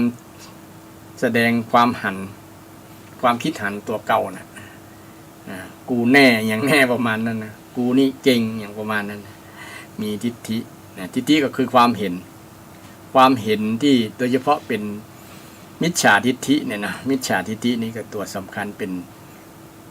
กิเลสที่อยู่ลึกๆละเอียดนะก็เป็นกิเลสคนเราก็มีทัศนะมีความเห็นกันเหมือนหมดแต่ว่าความเห็นที่เป็นทิฏฐิเนี่ยมันเป็นละเอียดลงไปแหมนะโดยเฉพาะมิจฉาทิฏฐิเนี่ยเนาะเป็นความเห็นที่อันตรายเป็นอันตรายพระอริยะเจ้ามีพระโสดาบันเป็นต้นนะเพิ่นจะทำลายทิฏฐิตัวนี้นะทิฏฐิเห็นว่าสังขารทั้งหลายเป็นอัตตาเนี่ยนะเห็นว่าความเห็นทั้งหลายเนี่ยนะ ความเห็นทั้งหลายที่มันเป็นมิจฉาทิฏฐิเนี่ยเห็นว่าเกิดมาแล้วศูนย์เนี่ยเป็นต้นเนาะเกิดมาแล้วอย่างไรบุญไม่มีบาปบ่มีอย่างมูเนี่ยนะเป็นมิจฉาทิฏฐิทิฏฐิความเห็นมูนี้ก็เป็นกิเลสระดับหนึ่งและเป็นกิเลสที่อันตรายตัวนะถ้ามันได้แสดงพฤติกรรมออกมาแล้วเนาะโดยการกระทำเพราะว่าคนเราบางครั้งมาจากความคิดหันนะพฤติกรรมบางอย่างนะความเจื่อบางอย่างนะนำไปสู่ความเจื่อด้วยนะ มาจากความเห็นนี่แหละทิฏฐิแต่ทิฏฐิของชาวบ้านเนี่ยก็คือเอาแต่ใจตัวเก่าเองเนาะ เอาแต่ใจตัวเก่าเอากูแน่อย่างประมาณนั้นนะเนี่ยความหมายของทิฏฐิของชาวบ้านนะแต่ความหมายของธรรมะนะของภาษาธรรมก็คือความเห็นนะความเห็นวงเล็บมิจฉาทิฏฐินะความเห็นมิจฉาทิฏฐิความเห็นผิดนะความเห็นผิดเห็นว่าบาปเป็นบุญบุญเป็นบาปเห็นว่าดีเป็นชั่วโดยเฉพาะเห็นทุกอย่างเป็นอัตตาเนี่ยนะเห็นทุกอย่างเป็นอัตตาอันนี้เป็นธรรมะละเอียดมากนะละเอียดที่เป็นความเห็นอย่างหนึ่งนะแต่ในความเห็นทางพุทธศาสนาเป็นสัมมาทิฏฐินะสัมมาแปลว่าดีงามทิฏฐิแปลว่าความเห็นดีเห็นงามเห็นถูกเห็นถูกนี้เป็นความเห็นที่ถูกต้องที่ดีงามเป็นกุศลนะแต่มันเป็นถ้าเป็นความเห็นที่บ่ถูกบ่ต้องเป็นอกุศลนะเป็นความเห็นที่เป็นกิเลสนะเป็นกิเลสระดับละเอียดลงไปพระอริยเจ้าพระอริยบุคคลเนี่ยถึงจะละได้นะถึงจะละได้ระดับชาวบ้านก็ยากนะระดับปุถุชนนี่ยากที่จะละความเห็นของตัวเก่าต่อเมื่อได้ฟังทำคำสอนของพระพุทธเจ้าเนี่ยอาจจะเปลี่ยนความเห็นนะได้มาศึกษาทำคำสอนเปลี่ยนความเห็นเปลี่ยนทิฏฐินี่แหละนะเปลี่ยนทิฏฐิอย่างที่ตะกี้ได้ว่าทิฏฐิพระมานะกษัตริย์ทิฏฐิพระมีทิฏฐิก็คือเห็นเอาแต่ใจตัวเก่า แต่มานะกษัตริย์ก็คือมีความถือตัวเนี่ยความหมายของชาวบ้านนะแต่มานะในทางธรรมะคนละอย่างกันนะมานะแต่มานะของที่นำไปใช้เกี่ยวกับเรื่องความขยันหมั่นเพียรก็มีในทางชาวบ้านเช่นมีมุมานะเนี่ยแสดงว่ามีความขยันหมั่นเพียรเนี่ยมุมานะแต่มานะในทางในความหมายธรรมะนี่มันเป็นคนละความหมายกันเลยนะคนละอย่างกันเลยภาษาธรรมกับภาษาคนภาษาชาวบ้านเนี่ยก็บางครั้งศรัทธาต้องทำความเข้าใจคนละอย่างเนาะภาษาธรรมกับภาษาชาวบ้านภาษาทั่วไปเนี่ยอาจจะตรงกันข้ามเลยความหมายอย่างเรื่องกิเลสเช่นเดียวกันบางครั้งเนี่ยบางครั้งอันเขาจะเอาไปศูนย์กันก็มีเนาะนะแต่อาตมาก็พยายามที่จะเปรียบเทียบโยงของศรัทธาของชาวบ้านมาหาของภาษาพระภาษาธรรมเนี่ยนะภาษาธรรมคือมันเกิดความเข้าใจอันนี้เกี่ยวกับทิฏฐิเนาะถ้าเราอยากจะรู้ทิฏฐิจะเรียนรู้ทิฏฐิโดยละเอียดก็มีทิฏฐิ62นะสมัยพุทธกาลเนี่ยมีทิฏฐิ12ทิฏฐิ12ความเห็น12ลัทธินะลัทธิคือมีเจ้าลัทธิมีเจ้าสำนักต่างๆมีความเห็นแตกต่างกันตั้ง62มีพระพุทธศาสนาเป็นลัทธิที่มีความเชื่อที่ถูกต้องเป็นลัทธิที่63ที่บ่เหมือนไผบ่มีไผเหมือนเป็นความเห็นที่ถูกต้องเป็นสัมมาทิฏฐินอกนั้นเป็นถือว่าเป็นมิจฉาทิฏฐิไปนะมิจฉาทิฏฐิไปจะว่านอกนั้นทั้ง62นั้นผิดหมดเลยก็ถ้ามาเปรียบเทียบแล้วก็ผิดเลยเพราะว่าด้วยเหตุด้วยผลแล้วถ้ามาเทียบเคียงกันแล้วเนี่ยความเห็นในทางพุทธศาสนาถือว่าเป็นความเห็นที่ถูกตรงสอดคล้องกับหลักวิทยาศาสตร์นะแล้วก็สามารถพิสูจน์ได้โดยเฉพาะเรื่องอย่างก็ตามละนะเรื่องกรรมเรื่องการกระทำหมดเนี่ยนะก็สามารถพิสูจน์ได้นะสามารถพิสูจน์ได้เป็นความเห็นที่พระพุทธองค์ได้ชี้หันว่าถ้าอยากจะมีความหันที่ถูกต้องคิดเห็นแบบนี้เนอะนะ คิดเห็นแบบนี้ถ้าบอกคิดเห็นแบบนี้กับมันจะพิษสลวด พิษตลอดบ่ถูกข้อต่อมาข้อที่ 4ก็คือวิจิกิจฉานี่วิจิกิจฉาก็อยู่ในกิเลสระดับกลางแต่ระดับกลางตัวและระดับละเอียดตัวนะแต่ในที่นี้คือบ่สงสัยลังเลในพระรัตนตรัยวงเล็บบ่สงสัยในพระรัตนตรัยกิเลสระดับกลางนั้นวิจิกิจฉาเป็นเช่นลังเลเกี่ยวกับการตัดสินใจอย่างต่างๆในการทำงานอย่างต่างๆนั่นนะมันก็เป็นในการปฏิบัติธรรมอย่างต่างๆนั่นนะก็เป็นระดับหนึ่งนะบางครั้งธรรมะข้อธรรมแต่ละข้อก็มีความหมายกว้างขวางหรือเฉพาะด้านเป็นด้านไปเช่นคำว่าสังขารอย่างนี้เนาะสังขารก็มีหลายสังขารนี่เป็นต้นนี่ยกคือศรัทธาญาติโยมได้เข้าใจว่าธรรมะแต่ละข้อเนี่ยบางครั้งมันอาจจะซ้ำๆกันแต่ว่าแต่ละข้อละหมวดนั้นมันอยู่ในหมวดไหนนะในแต่ละหมวดก็มีความหมายละเอียดไปอย่างนะอธิบายเฉพาะทางบางอย่างประมาณนั้นอันนี้ญาติโยมเพิ่งทำความเข้าใจแบบนั้นเนาะเช่นตะกี้ก็มีวิจิกิจฉาละวิจิกิจฉาหมายถึงอย่างเนี่ยประมาณจะทำความตั้งคำถามเกี่ยวกับเรื่องนี้วิจิกิจฉาก็ภัยที่มีความสงสัยในพระรัตนตรัยพระรัตนตรัยคือพระพุทธพระธรรมพระสงฆ์เนี่ยบางคนแม้แต่เป็นชาวพุทธแท้ก็ยังสงสัยละโดยเฉพาะสงสัยใน ธรรมะเนาะในพระธรรมรัตนตรัยมันแท้ก็ว่ามันปฏิบัติได้แท้ก็หรือสงสัยในพระพุทธนะว่าพระพุทธเจ้ามีแท้วะก็มีอยู่หรอหรือว่าสงสัยในพระสงฆ์พระสงฆ์ปฏิบัติได้มีหรือเนี่ยสุปฏิปันโนอุชุปฏิปันโนยายะปฏิปันโนสามีจิปฏิปันโนน่ะมีหรือ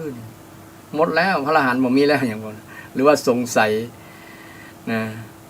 ในคุณความดีที่จะพระสงฆ์อรหันต์เนี่ยพระอรหันต์นี่จะปฏิบัติได้เนี่ยปฏิบัติได้แต่ว่าสงสัยลักษณะแบบนี้นะใน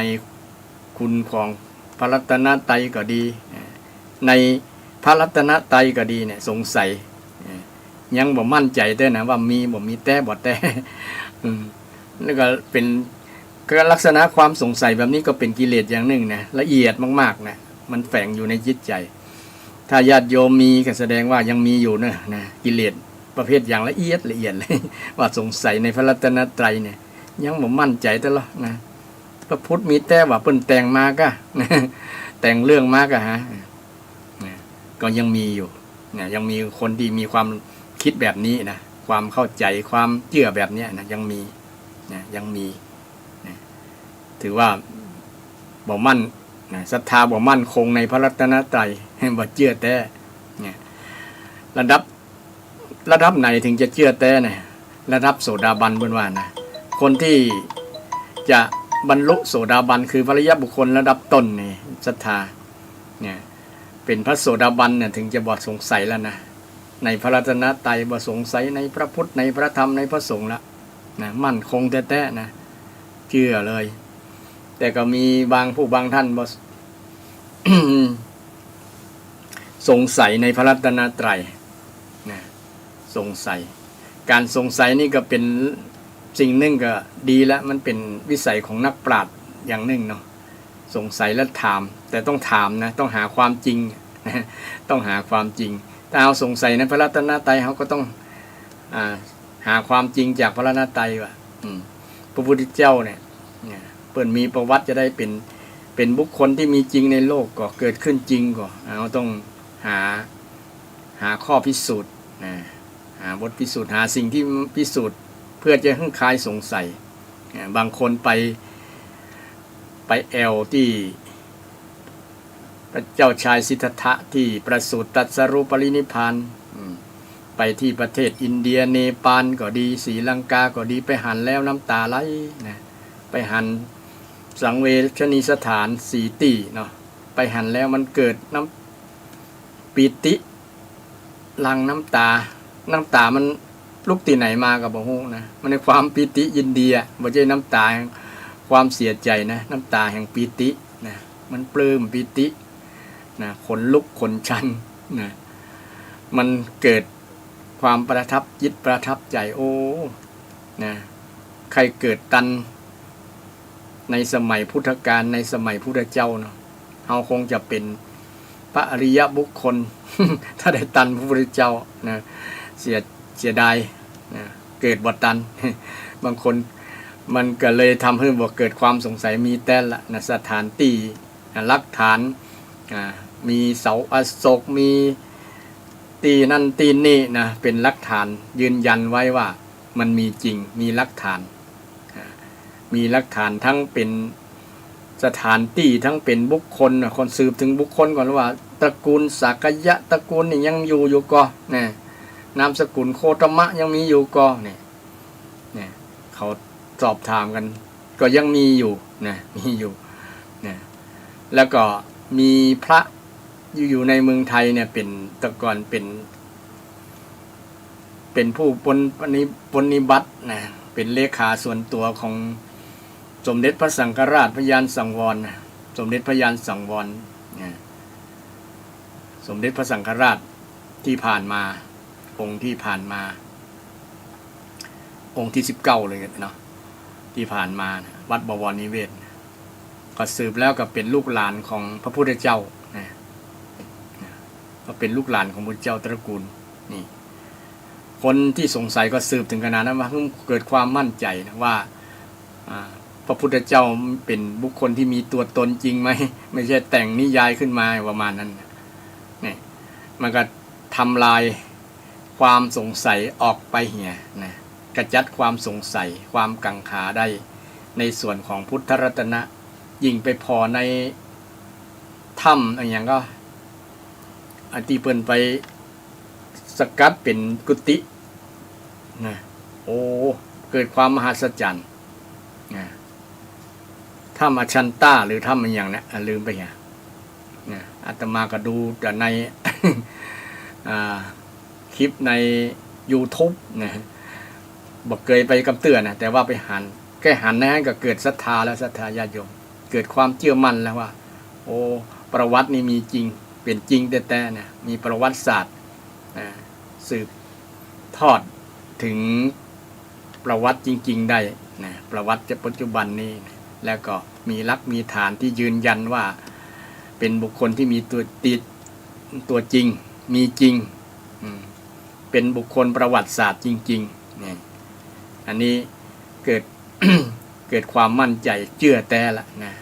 ความสงสัยในพระพุทธไปแล้วเปาะหนึ่งเปาะที่สอง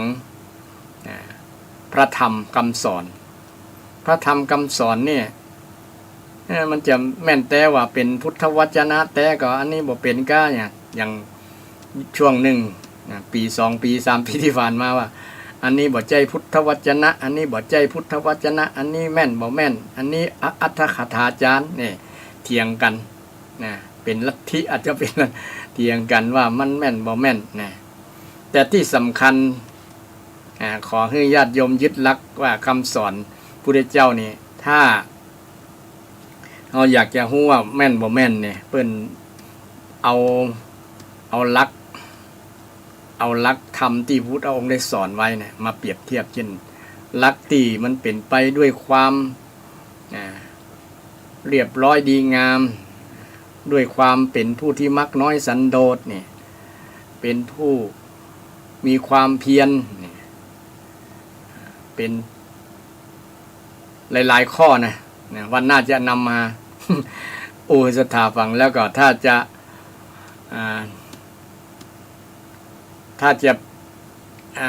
เปรียบเทียบกับวินัยนะ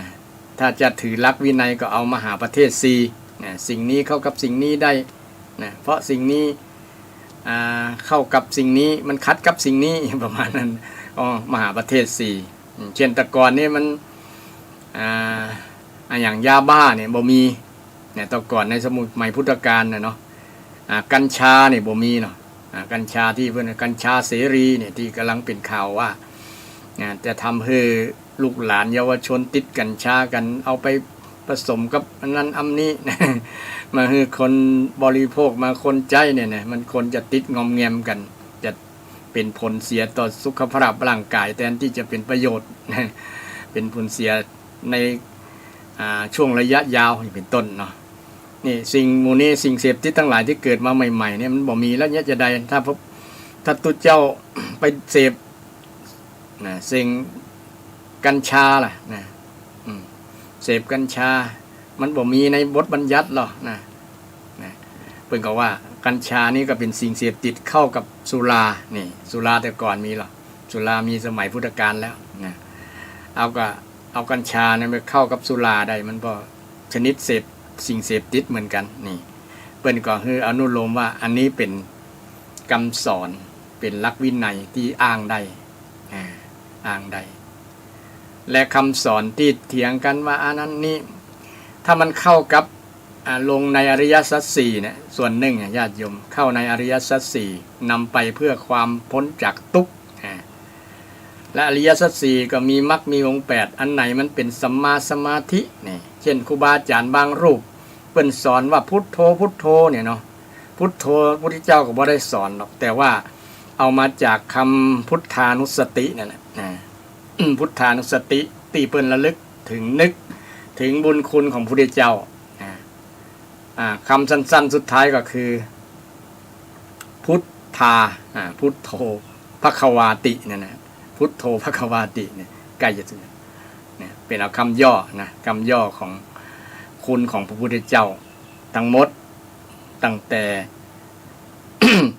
อรหังสัมมาสัมพุทโธวิชชาจารณสัมปันโนสุขโตโลกวิทูอนุตตโรปุริสธรรมสารถิสัทธาเทวมนุษสานังพุทโธภควาพุทโธเนี่ยภควาติเนี่ยเอาพุทโธมาเป็นตัวแทนคุณทั้งเก้าอย่างอรหันต์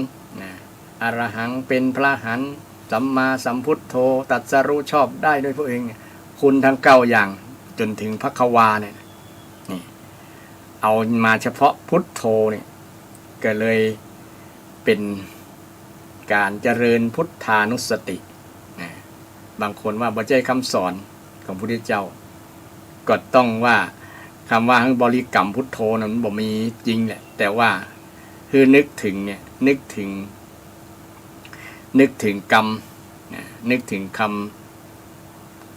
กุลของพระพุทธเจ้านี่มีในพระไตรปิฎกมีในพระไตรปิฎกเป็นคำสอนและเป็นคำกล่าวของสาวกทั้งหลายที่เป็นพระอรหันต์ภิกษุณีบาศกอุบาสิกาทั้งหลายอิติปิโสเนี่ยนะบทเนี่ยนะรัฐามันกล่าวคำสรรเสริญมือตั้งแต่นานแล้วตั้งแต่นั้นมาใส่หมายพุทธกาลแล้วพุทธเจ้าก็ยอมรับนับ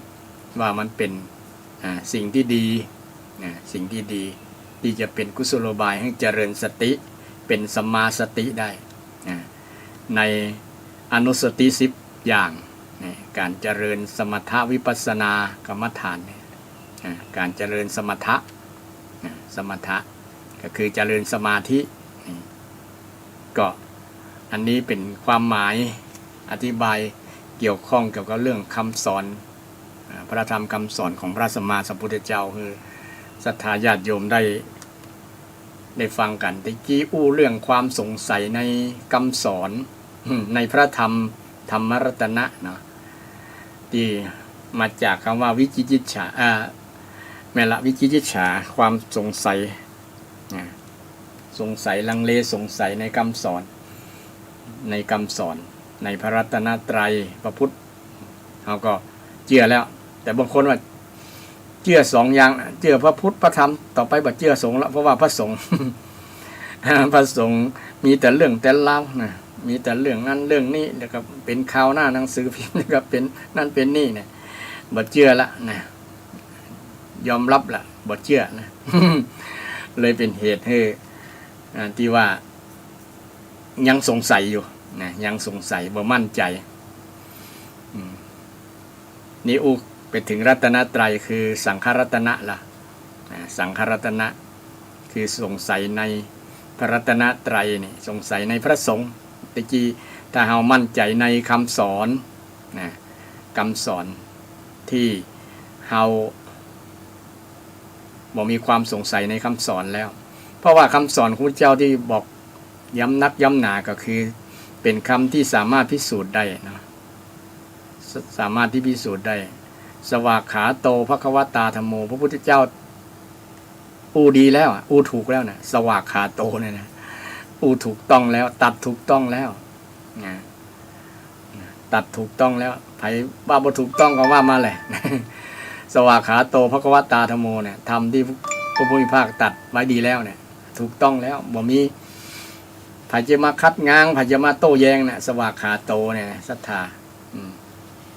สันทิฏฐิโกเนี่ยสันทิฏฐิโกเนี่ยคนที่ปฏิบัติเห็นเองสันทิฏฐิโกเห็นเองคนลงมือปฏิบัติเห็นเองพระพุทธเจ้าบ่ได้บังคับให้เชื่อนะคุณต้องทำเองนะถึงจะฮู้นะถึง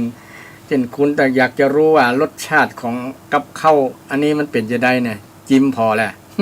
มันหวานมันเค็มจะได้นะลักษณะนั้นธรรมะของพระเจ้าก็เช่นเดียวกันนะจะหั่นเองจะฮู้เองนะได้สัมผัสเองเช่นเราเจริญเมตตาเนี่ยโอ้เจริญเมตตาเจริญ มันมีคุณแบบนี้เนาะมันมีความสุขดีเนาะไผ่บ่ปฏิเสธหรอกเนี่ยโอ้พระเจ้าตัดถูกแต่ลองคือแผ่เมตตาคือแผ่ความฮักกันแผ่ปรารถนาดีกันนี่เขาก็ลองพิสูจน์แผ่เมตตาพอละเนี่ยถ้าบอกมันบอกเป็น ผลดีกับเขาค่อยมาแย้งเนี่ยมีแต่ดีทั้งนั้นน่ะเนี่ยอานิสงส์แผ่เมตตามาศรัทธานี่คำสอนพระเจ้าธรรมะที่พระเจ้าได้สอนไว้เนี่ยเมตตาก็เป็นส่วนหนึ่งของธรรมะนี่ก็ศรัทธาญาติโยมก็ไปตรวจสอบดูนะเอาสัมผัสเองนะชิมเองเนี่ยผลของเมตตาเป็นยังไงเช่นผลของความปรารถนาดีเนี่ยโอ้จิตใจเขาก็จะม่วนสบายบอกไปกระวนกระวายบอกไปบาดเล่าแวงบอกไปวิตกกังวลเพราะว่าเขามีเมตตาบอกมีความเกลียดชังไผนะฮักทุกคนบอกว่าคนนั้นจะเป็นไผก็ตามจะเป็นคนศาสนาก็ตามนะแม้แต่เป็นโจรเป็นอลิคู่ศัตรูกันก็ตามนะที่เขาจังก็ตามยินดีหรือว่าแผ่ความปรารถนาดีให้คนเหล่านั้นได้เนี่ยมันจะเป็นผลดีกับคนแผ่นะถ้าบ่เชื่อก็ลองทำดูเลยเนี่ยพระเจ้าก็บอกเองเนี่ยบอกให้เชื่อตามคำสอนตามคำบอกนะเชื่อตามที่เขาได้ลงมือทำแล้วเห็นผลเชื่อตามผลที่พระเจ้าได้สอนไว้นี่ก็เป็นลักษณะคำสอนที่พิสูจน์ได้นี่ก็เป็นหลักฐานหนึ่งเป็นสิ่งหนึ่งที่เรามั่นอกมั่นใจว่าธรรมะของพระพุทธเจ้าเนี่ยเราบอกมีความคลังแคลงสงสัยเลยมันเป็นแต่โลนี่ก็เกิดความมั่นใจแล้วนะเชื่อมั่นในธรรมรัตนะแล้วนะญาติโยมนะสันทิฏฐิโกอากาลิโกเนี่ยบอกประกอบด้วยกาลสมัยนะตันสมัยตลอดนะได้ทุกเวลาเลยญาติโยมเจริญเมตตาเมื่อใดก็ได้เมื่อนั้นนะญาติโยมก็ได้สัมผัสกับความเมตตาความปรารถนาดีของศรัทธาเช่นชาวล้านนาของเราเนี่ยเนาะมีบทแผ่เมตตากันนะเป็นประจำชาวล้านนาภาคเหนือตอนบนเนี่ยนะส่วนนักจะสวดกันได้นะนี่ก็จะเป็นผลดีแต่เราต้องมีจิตใจแผ่จริงๆเนี่ยไม่ใช่ว่ากำปากบ่ได้นะบางคนว่ากำปากเป็นนกแก้วนกขุนทองนี่ก็มันก็ผลมันได้น้อยนะมันจะได้เฉพาะสมาธิบ่ได้เนาะแต่ว่าใจที่จะเกิดความสุขความดีงามต่างๆที่จะเกิดขึ้นกับเฮานะเนาะมันเกิดขึ้นน้อยฉะนั้นก็พยายามแผ่เมตตาเนี่ยอาตมาก็ลองทดสอบดูแล้วมันก็ได้ผลกับตัวเก่าอย่างมากเลยญาติโยมเพราะว่าเป็นตุเจ้าบางครั้งก็มีทั้งคนคนชอบบอดชอบคนว่าคน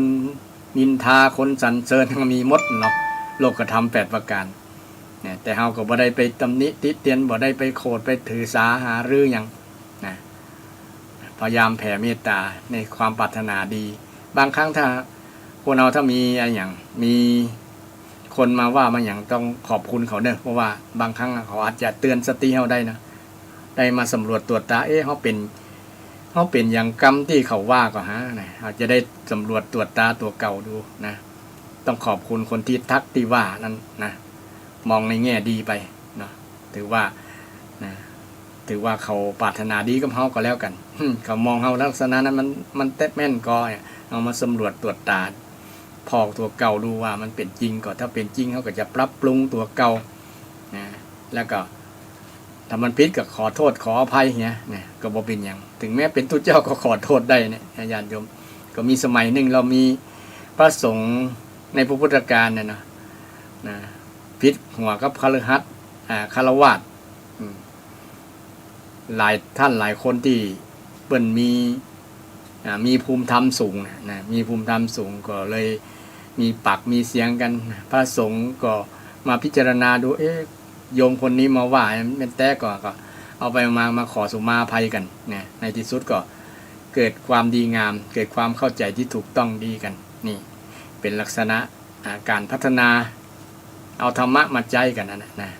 แผ่เมตตากันปรารถนาดีต่อกันอันนี้เรื่อง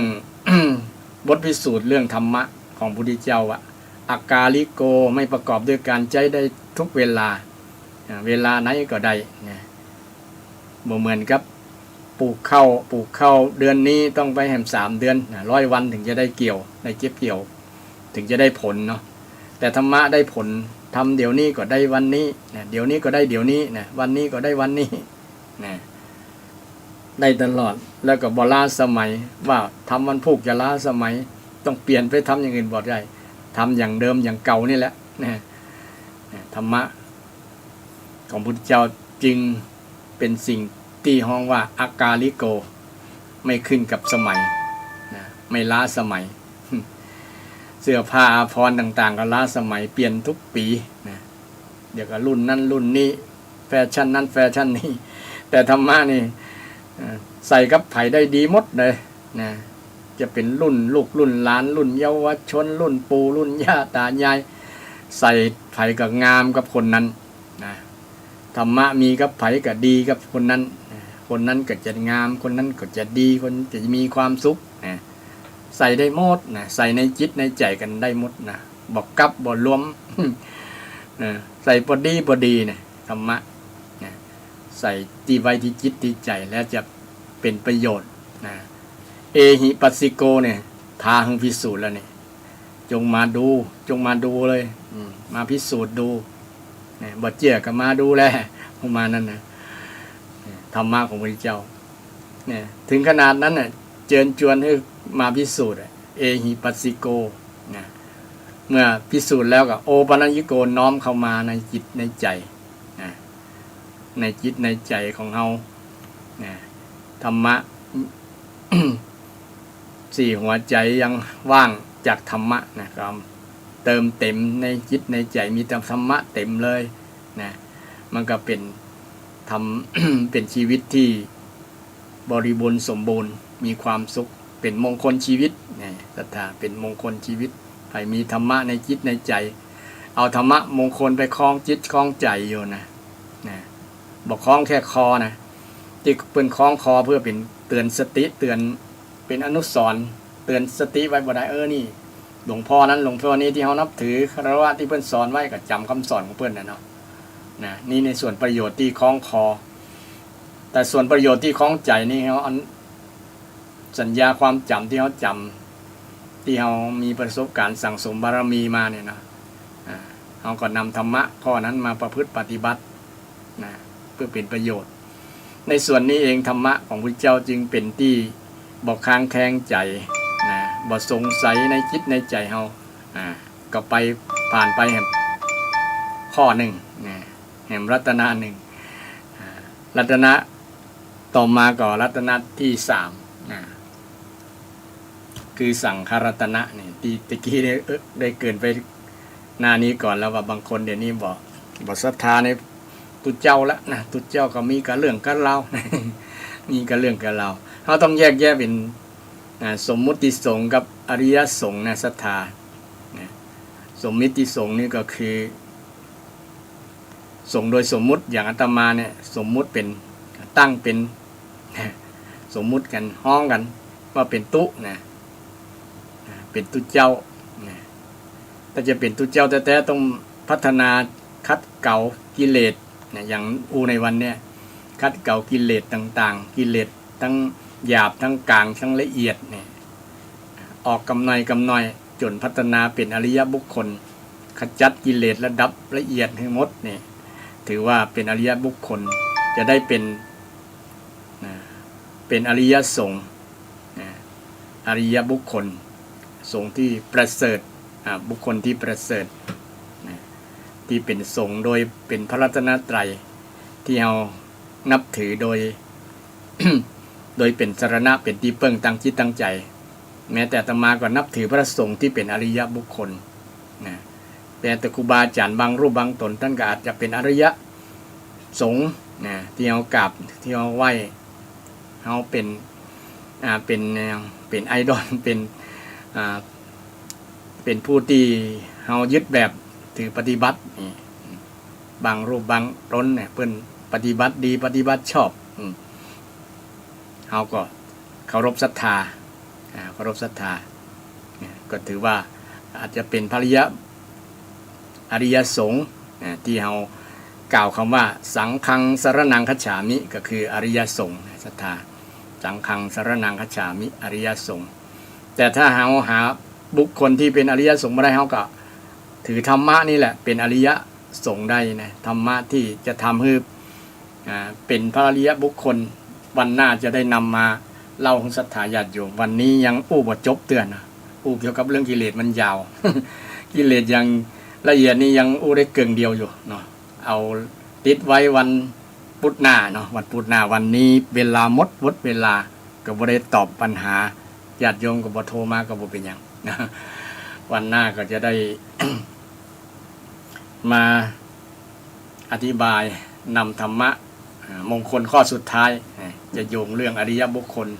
ศรัทธาญาติโยมได้ฟังกันเป็นพุทธที่จะจบเกี่ยวกับเรื่องมงคล38นะพุทธหน้านี้ตรงกับวันที่อย่างวันที่30เนาะ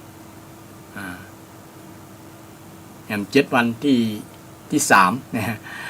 วันที่3เนี่ยวันที่3ก็จะมาปะศรัทธาญาติโยมที่3เดือนหน้าเนาะวันนี้ก็เจริญพรญาติโยมทุกท่านทุกคนที่รับฟังรายการธรรมะเพื่อสืบสานและเพิ่มแรงบันดาลใจจากวัดชัยสถานขอญาติโยมทุกท่านทุกคนมีสุขภาพแข็งแรงปราศจากทุกโศกโรคภัยมีความสุขกายสบายใจมีอยู่มีกินร่ำรวยเฮงรวยกันทุกท่านทุกคนเจริญพร